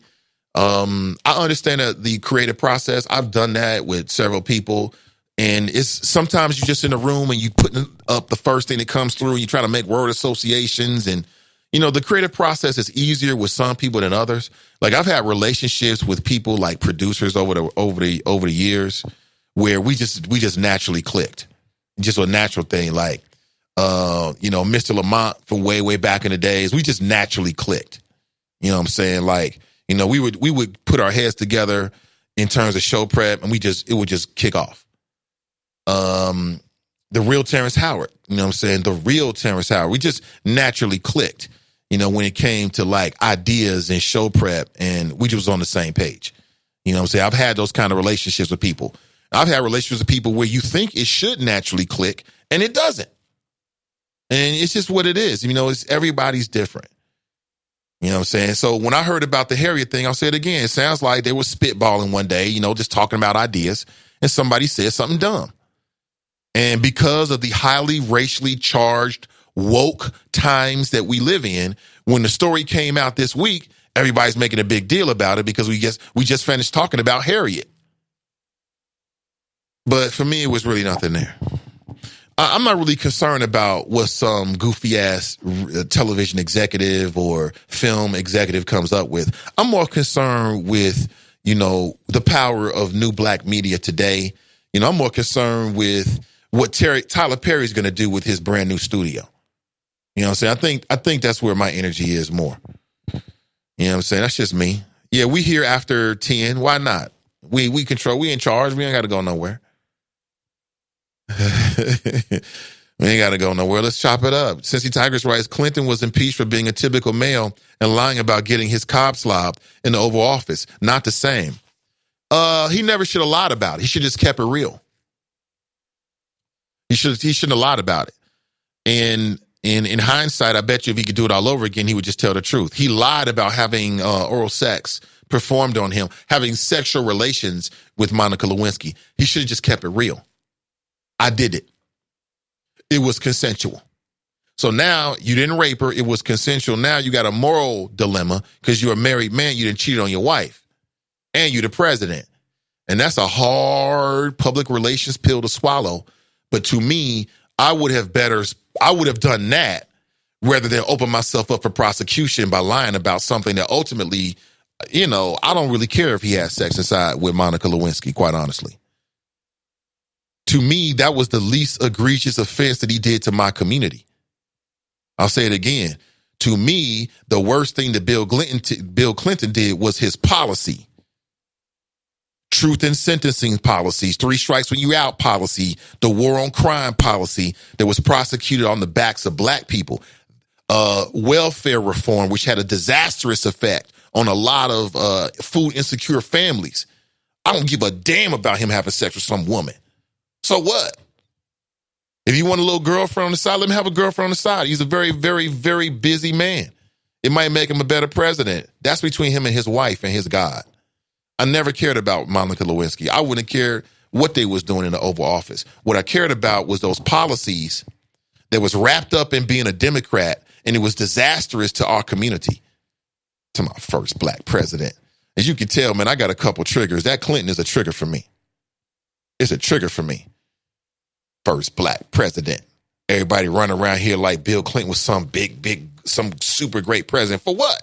What did he do? What did he do? I mean, you can trace back things that happened. NAFTA, the globalization, I mean, allowing China to be in the World Trade Organization. Now it's come back to bite us in the ass in a lot of different ways. I mean, I could run down a list, right, of my issues with the Clinton administration, and it ain't got nothing to do with no damn Monica Lewinsky. But that's what he got impeached on. And that's why I say it was politics. You know, they just wanted to make him look bad before was that the next election and Al Gore was, no. Hold on. If I remember correctly, wasn't Clinton reelected after that? Or was that in the second term again? My mind is, I've been talking for a while now, and I don't have those in my notes in front of me. Maybe somebody has that readily available in your frontal lobe. You can throw it out there. I'd love to hear it. Let me see here. My mom was married when she had me. The marriage license in her scrapbook, downtown and online. But 70% of black moms are just like you. So when does the basic broad train leave? What? What are you talking about, Hacksaw? I know you ain't talking about TNT. I know you're not doing that. I know you ain't doing that. Nah, we ain't doing that one. Clue Magic writes, it sounds like Drop isn't watching the hearings themselves, but actually the highlights on Faux News. They are trying to spin the shit out of what witnesses are testifying to. Clue, very astute observation, my brother. I think that's what's going on, right? Because Drop is an intelligent guy. But when we hear what he's saying, it's like he's not really watching it. So is he watching Fox News replay of it? If you do that, depending on what show you watch, it's going to be completely skewed. So for people who've been watching this or not watching it, the sum total is this. The Republicans in the House in Congress, House of Representatives, they're still standing by Donald Trump through all of these, 50 hours of testimony, through all these hours of testimony, their conclusion is the same. Trump didn't really do anything wrong. There was no quid pro quo. The Ukrainian president didn't even know it. They eventually got the aid. This is all political. It's no big deal. That's going to be the posture that the Senate Republicans are going to take as well. Can you see Mitch McConnell allowing members of the Senate of his party to vote to impeach Donald Trump? There's no evidence of that whatsoever. There's no evidence in the time that he's been in office that these Republicans, that these Senate leaders, these senators would ever turn against the leader of their own party. There's no evidence of it. So what makes you think they're going to do it now when it really matters? This is when it really matters. So what I predict will happen, unless there is some other information that's going to be brought into the impeachment inquiry that at this point we don't know about, is it possible that there is some information out there that would make the Republicans in the Senate turn on Trump? Sure. What it is, we don't know. We don't know what the hell that is. TNT writes, Republican Party has no clapback for the impeachment hearing. It is damning and no rationale for the president of the U.S. to seek foreign assistance in investigating Biden. If he was really worried about corruption, he could have used his own FBI. He held foreign aid and only released it when he was caught. In my opinion, and I do not have all the information, I didn't watch every minute, but from my humble, unbiased opinion and observation, what she just said is absolutely right. Trump got caught. And what I mean by that is he put this out there. He put out this request. And then there started to be resistance within the foreign intelligence apparatus that had the responsibility of the Ukraine. And when that happened, they said, oh boy, let's get that aid going. And that's when they put the aid through. Do I think that this is something that should be taking all this time and energy? I mean, ultimately, I'd have to say yes. In just the term, and just for the politics of it, I mean. Like I say, I want to see the Democrats or whomever, I want to see Trump beat at the ballot box. I want to see a competition of his ideas and what he's done compared to someone else. And I think that's the best way to beat Trump. But considering Bill Clinton, considering the posture of the Republicans while Obama was in office, I have come to the conclusion that all is fair in love, war, media, and politics. All is fair. Okay? And it is what it is. It's Trump's turn, and it is what it is. Period. Bunky writes, T.O. is correct. Stephen A. has vitriol for Cap. Stephen is off code as usual. You can disagree with Cap, but why you got to throw him under the bus to show Zaddy you're on board? That's the point, I believe. Thank you for that, Bunky. That's the point that T.O. was trying to make. I get it. And he did say that. I just think that he could have rethought what he said in terms of bringing Max Kellerman in. Because as you see, Max and Stephen are on code. When T.O. made that comment about Stephen A., Max Kellerman can be heard saying, and if you watch the video, you can see on his face, oh, Stephen A., you got to deal with this. Go ahead. They're making money together. Okay, they're on the show together, First Take. They're making millions of dollars. They get to wake up, wear suits, do makeup, and talk about sports with stars every single day. They're not going to let T.O., B.O., C.O., Z.O., C3PO, or any other O come in there and mess up what they got together. It ain't going to happen. So I just felt like he shouldn't have tried to bring Max into it like that, using the race thing, because that can be very highly charged. But you could tell that Stephen A. when Max was on code. Max was like, go get him, Stephen A. Get him. You can go ahead and take my time. Go ahead and handle that, B. Because when T.O. gets off the line, they're going to do another segment where he will not be on there, and they're going to continue doing their show together. So I just thought that it was something. I don't think that was the best way to approach Stephen A. And am I sensitive about people questioning my blackness? It depends on who it is, where it is, and what it is. You know what I'm saying? You know, if it was me, I would feel a need, whether it was necessary or not, to set the record straight. Like, oh, you must not know. Let me tell you who you're dealing with. I would feel that need, not for T.O., but for anybody listening who may not really know. They might be catching like, oh, what do you say here? Oh, really? You gonna let that go? You can't let that go. If it means something to you. And again, I don't think his blackness is in question. It's his political position, his media position. That's what's in question. Because because you know that comes with a lot of responsibility. Let me see here, Bunky. I swear we gonna meet you. Wait, I don't know what he's saying. I don't want to go there. Mike Davis writes, Stephen A. is a certified sucker nigga. Nigga. T.O. is not your typical black man. That's from Drop. Trump's clapback alternative fact game is a work of art. His base believes whatever comes out of his mouth. They do. They do. Trump writes, allowing Trump to get away with this gross abuse of power where he is overtly obstructing justice. I think I read that one earlier.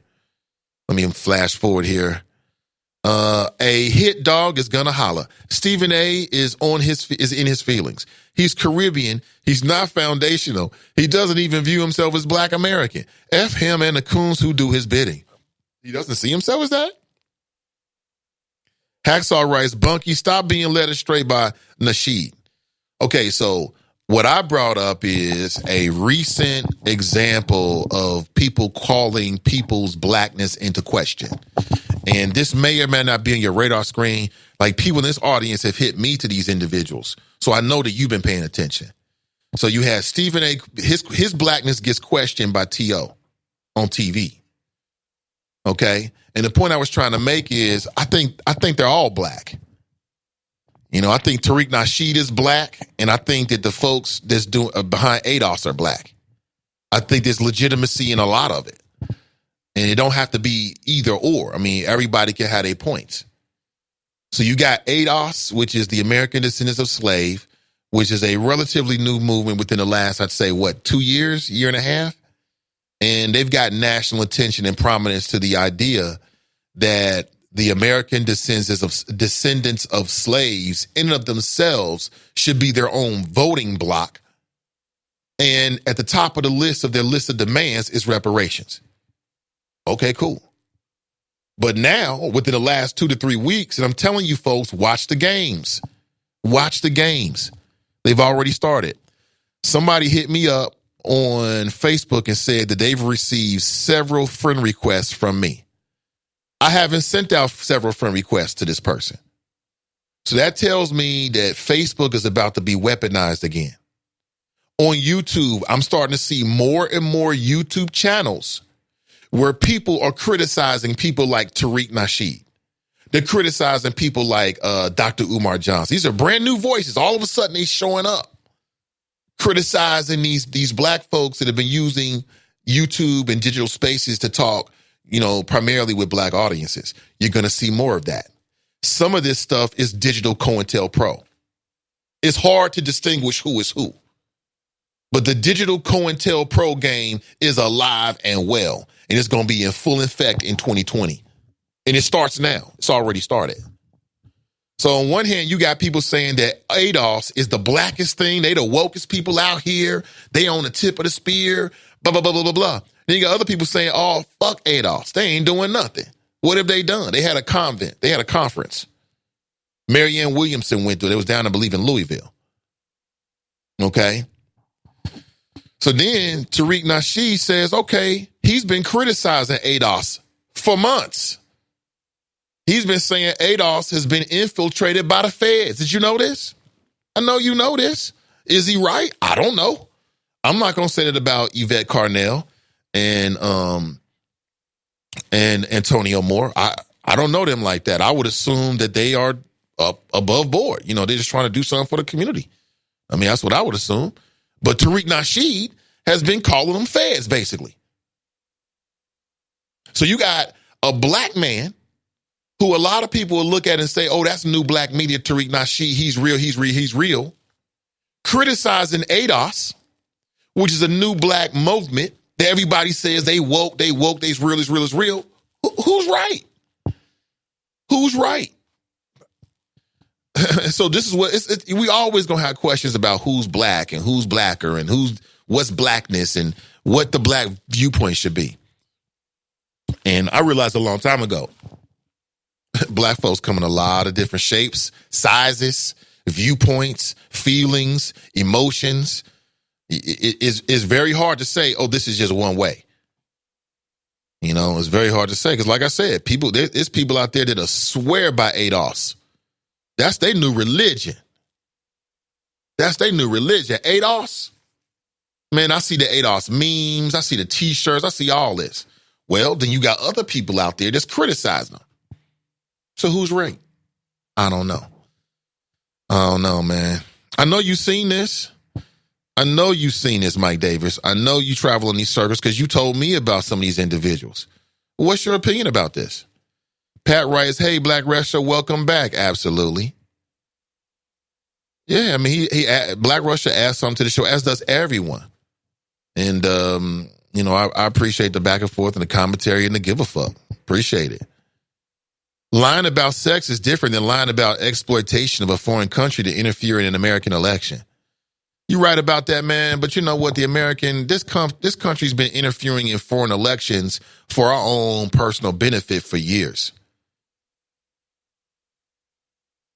This country has been meddling in foreign elections, the business of foreign countries. We've installed puppets. We've supported despots and dictators as a country. So we know that America does not have her hands clean when it comes to U.S. foreign policy. Like, I could spend another 30 minutes. One of my things I love to talk about. We haven't talked about I love to talk about the history of U.S. foreign policy, how it impacts us now, and just elevating people about what really went on. Because there's a real miseducation about what this country has done, and therefore what it really stands for around the world. And it's based upon this country's actions that have been taken on our behalf. That's why certain places of the world you don't want to go to because of U.S. foreign policy that you had no impact on whatsoever. There's certain countries you show up, oh, you American? Psh, they find you, they may never find you.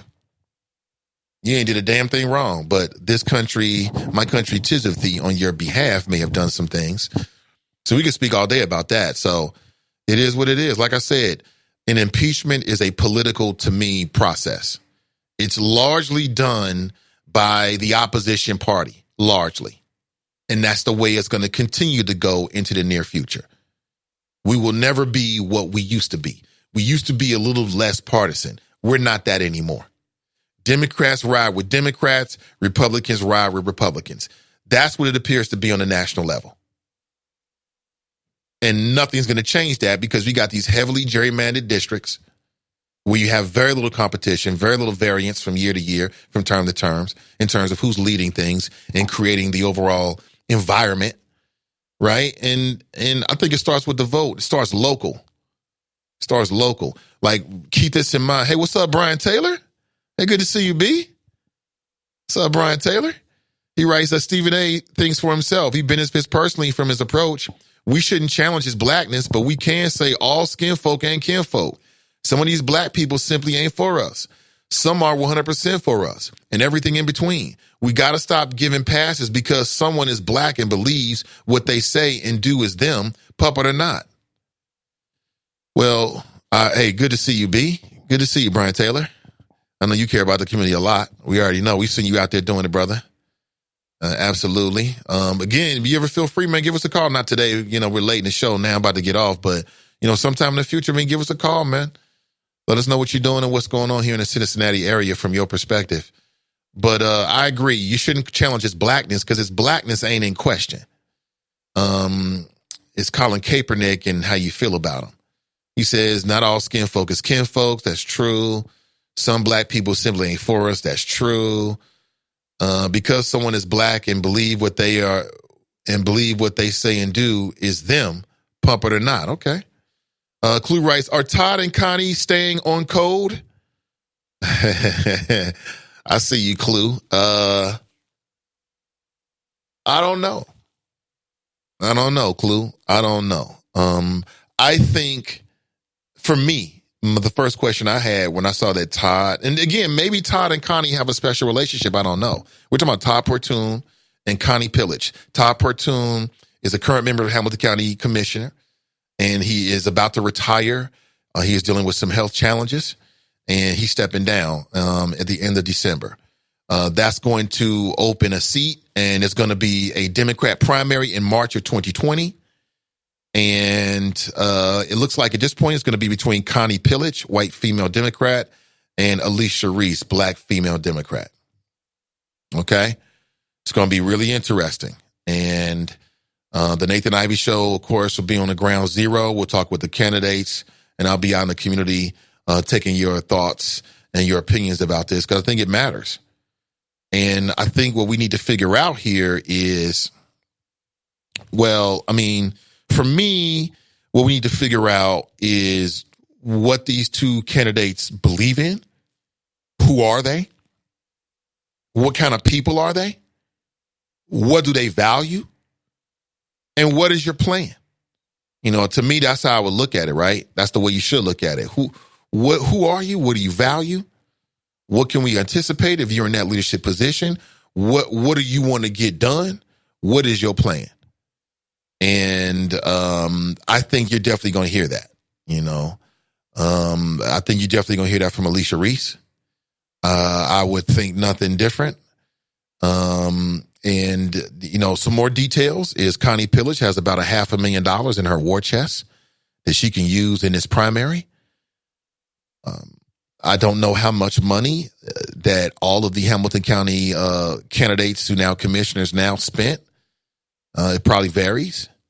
But I would just say that I think $500,000 in the bank and you running for political office goes a long way.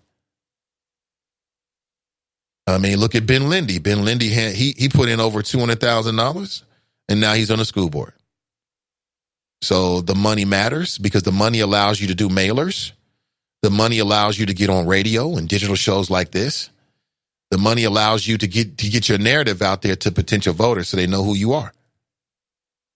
And we shall see. We shall see. I mean, one advantage that Connie Pillage has is the money. And then did she run recently against Shabbat, or was that sometime in her future or her past? So we shall see. TNT writes, let's deal with Trump in 2019. Clinton has nothing to do with now. I agree with you. Who Magic writes, welcome home, BR. Ain't kinfolk. That's right. Lying about sex with someone other than your spouse is normal. It is normal. It is. Trump is done, and it really doesn't matter who is the nominee. The reality TV president is going down in history for corruption in office in pure show finale fashion. Republicans look like spineless partisan hypocrites trying to defend his egregious actions. Do they now? Wow. Mason Muller writes, being woke is better than being asleep. I agree. All day long. Like I said, I don't care when you woke. If you just woke up, cool, I'll take it. If you've been woke for 15 minutes, cool, I'll take it. You've been woke for 15 days, I'll take it. You've been woke for 15 hours, I'll take it. You've been woke for 15 years, I'll take it. It makes no difference to me. TNT writes, white people are very united. Explicit and implicit bias happens every damn day, even by the best of them. Mike Jones writes, yep, Kate was white bald. Hacksaw writes, Colin is part of the show. TNT writes, I saw the premiere showing of Queen and Slim. That movie is awesome. 2 thumbs up. Go see and support black filmmaking at its best. Okay, I will take that. Absolutely. Cincy Tigers writes, hey, Brian, good to see you. Okay, some well wishes. Yeah, it was good to see Brian. Good to see everybody, man. And again, if you're a long-time Nathan Ivey Show listener, and I know you are, and you've never called into the show, or maybe even jumped into the chop shop, you can put your foot in the water. You can put your toe in the water, join the chop shop, put up your avatar, and chop it up with us any particular morning you like. Tracy writes, the hood is right, Mike D. Person shot and killed out the way yesterday. Is that right? Yeah. There was, what was it, Northwest High School, I believe? Yeah. Renee writes, Tracy, I'm watching. It's a great series. You're talking about Godfather in Harlem? Yes, it is. Yeah, I F with that. That's a good little series. I'm trying to get the wifey into it because I think she'll like it too, but that woman's just busy. Our TV patterns are different. When I get a little TV time, typically we're not together. You know what I'm saying? She's doing her thing, working and helping to run our family. TNT writes, I'm not up on it. I don't need to read that. Trying to catch up here. Bunky writes, Harriet should not be on the money. That's a backhanded compliment. Thank you, Bunky. Let's see here. Who would be on the Black Mount Rushmore? MLK. Yeah, who would be on the Black? That's a damn good question.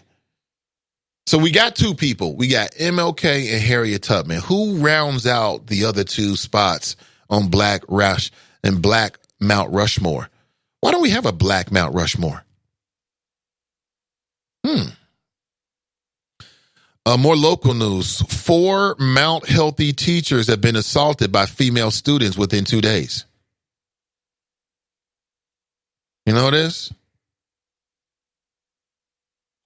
And apparently there is legislation that would make it a felony to assault a teacher. And apparently there were 4 teachers that were injured by female students on Monday and Tuesday at Mount Healthy High School. What? The Mount Healthy Police Department, which I'm not sure how I feel about them. The last time I saw Mount Healthy Police and talked about them, I saw a little black girl get slammed around on the concrete because allegedly somebody stole something from a dollar store. And I'll say it again. Call me. Call me. I'll take care of it. I'll take care of it.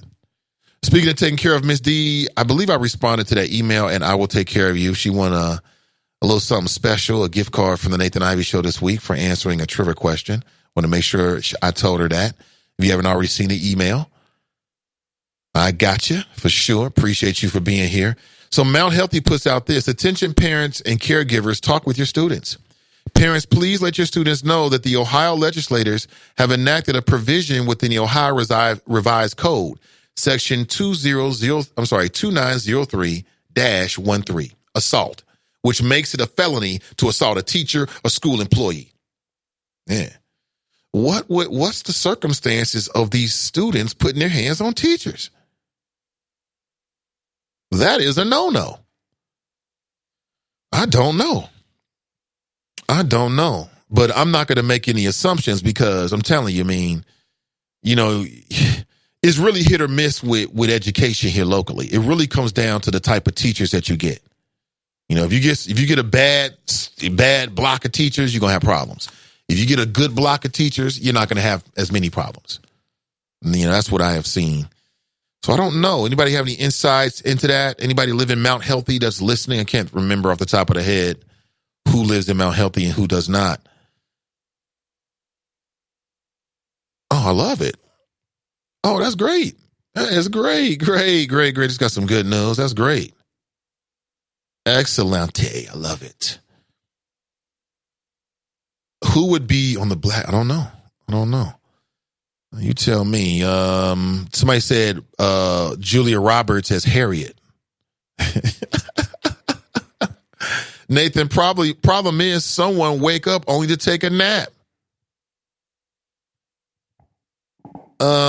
See, she is traumatized, and I hate to hear she went through this. She says she never felt so helpless in her life. I got to get her in this CCW class. Okay. Speaking of friend, one of my family members believes she was close to being kidnapped. What? This human trafficking shit is hitting locally. Please make sure your kids who walk home and young ladies are aware. Wow, is that right? Yeah. Well, it's been reported that Ohio is ground zero for abductions for human trafficking. And last week I played an audio clip, really was a video. It was the audio from a viral video of a black female down in Houston who said that she was in a Lyft and the Lyft driver was about to drive her into a warehouse. She had to jump out the whip and run to save her life. So let's put two and two together. If I was a human trafficker, to me, I would be looking at multiple ways to get what I'm looking for. Okay. And I would just say, you know, when it comes to this ride share, I do ride share. Matter of fact, I'm on the west side right now. I'm going to be ride sharing today, but I'm a man. You know what I'm saying? And that's different. I'm 6'4". People look at me differently.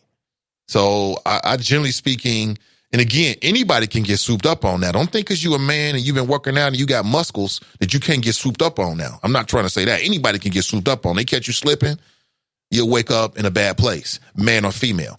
But because of the physical differences between men and women, we know men are generally stronger. And, you know, sometimes predators are looking for weaker prey. They want it to be easy. They ain't trying to get into no fight. They're trying to swoop them up a little something, make that money, and then get back out here and get some more. So thank you for saying that, TNT. Now we do kick off a gun club, for lack of a better term. And we did go through the process, and we got some folks, including myself, got their CCW. And that opportunity is still available at Ride or Die. I would say next year, get back into it. You got the holidays coming up. I've not been in contact with them about doing anything in December. So I want to make sure they have as much time as possible. But I will circle back around. And in early 2020, we will try to set it up again and get the gun club going and get the CCW club going and get as many people as possible. Again, my goal in that is not just for you to get your CCW. Okay, I now have a CCW. All right, it's not to do that. It's to get you legal and then to get you trained so that you can deal with a situation.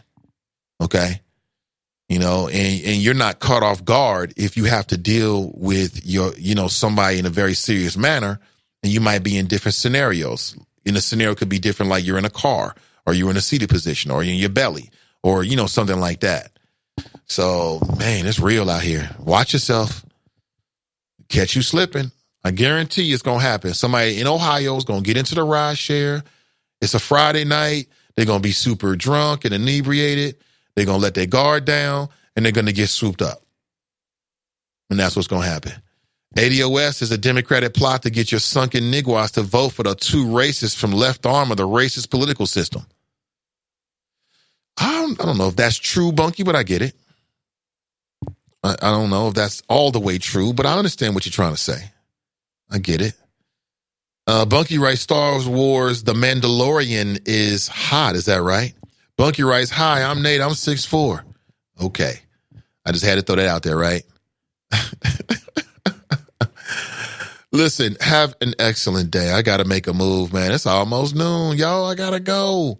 I've got to make a move. I'll be back next week on Monday morning, bright and early. You can go to Sin Digital Media, check out all our podcasts. I'll say it again. It's a beautiful Friday, but a little bit of bad news. I won't say bad, but maybe not as happy news. Donnie B will not be doing her show live today. She's very busy, work and things going on, and things came up today. And then, of course, next week you've got the holidays. And at this point, we aren't planning on doing a live broadcast. I'll get with her. Maybe she wants to do something early in the week. It's completely up to her. And we'll take it from there. If not, we'll catch back up with Donnie B in a couple of weeks and with the Is It Just Me podcast. And you can listen to the podcast we have up right now. Some of the latest podcasts we have is a brand new podcast called Cutting Through the BS. You can check out the live stream. It stars Fast Pitch and Clue Magic. Please like and share it. And you can subscribe wherever there are podcasts. Of course, you can check out the Truth and Power podcast hosted by the Cincinnati NAACP. Again, wherever you like to listen to podcasts, if it's not there, let me know. And we'll see if we can get it there very, very shortly. But that podcast is up on all the major platforms. You can look for more Dope Chicks Collective, Black women coming together in art and activism. I'm excited about that project as well as all the projects. It's slightly different. Well, I say radically different, actually. It's very different because, this is a very intimate conversation that you're getting privy to among these women, super intelligent women that are having the kind of conversations that, frankly, we need. You can check it out. You can subscribe to wherever you listen to podcasts right now, the Dope Chicks Collective. This show will be made into a podcast within the hour. And I'll catch up with PG. You can listen to all the Hot Mic podcasts. We're not planning on recording this week. Obviously, it's a Friday now.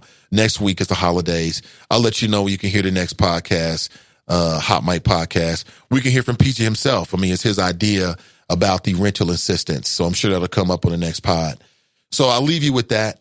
If you want to connect with me, I'm highly accessible. You can hit me up via email. You can hit me up via direct message on Facebook. If I do not respond, just hit me up again and let me know. Have an excellent Friday. Have an excellent, tremendous weekend. No matter what you're doing, be selfish. Take some time this weekend for you. Chill, right? Get in touch with you and your world, right? Do you, relax. Whatever you like to do to relax. Don't spend your whole weekend doing stuff for other people. Okay, that's all I'm trying to say. Do not spend your whole weekend running around doing stuff for your kids and doing stuff for your mama and them. Yeah, I know you. I know who you are because I'm just like you. All right? Spend the whole weekend running around trying to making sure everybody else tight. Okay, I get it. That's for your job, but take some time for yourself. Carve out about 4 or 5 hours this weekend to make sure you get your body right. You know what I'm saying? 4 or 5 hours to get your Netflix on or just to do nothing. Shut your bedroom door. Tell the kids, don't call me. Turn off the text message. Don't send me no text messages. Just unplug from the matrix for a little bit and enjoy yourself. And we'll catch up real soon, all right? My name is Nathan Ivey. Have an excellent Friday. Until next time, I'm out.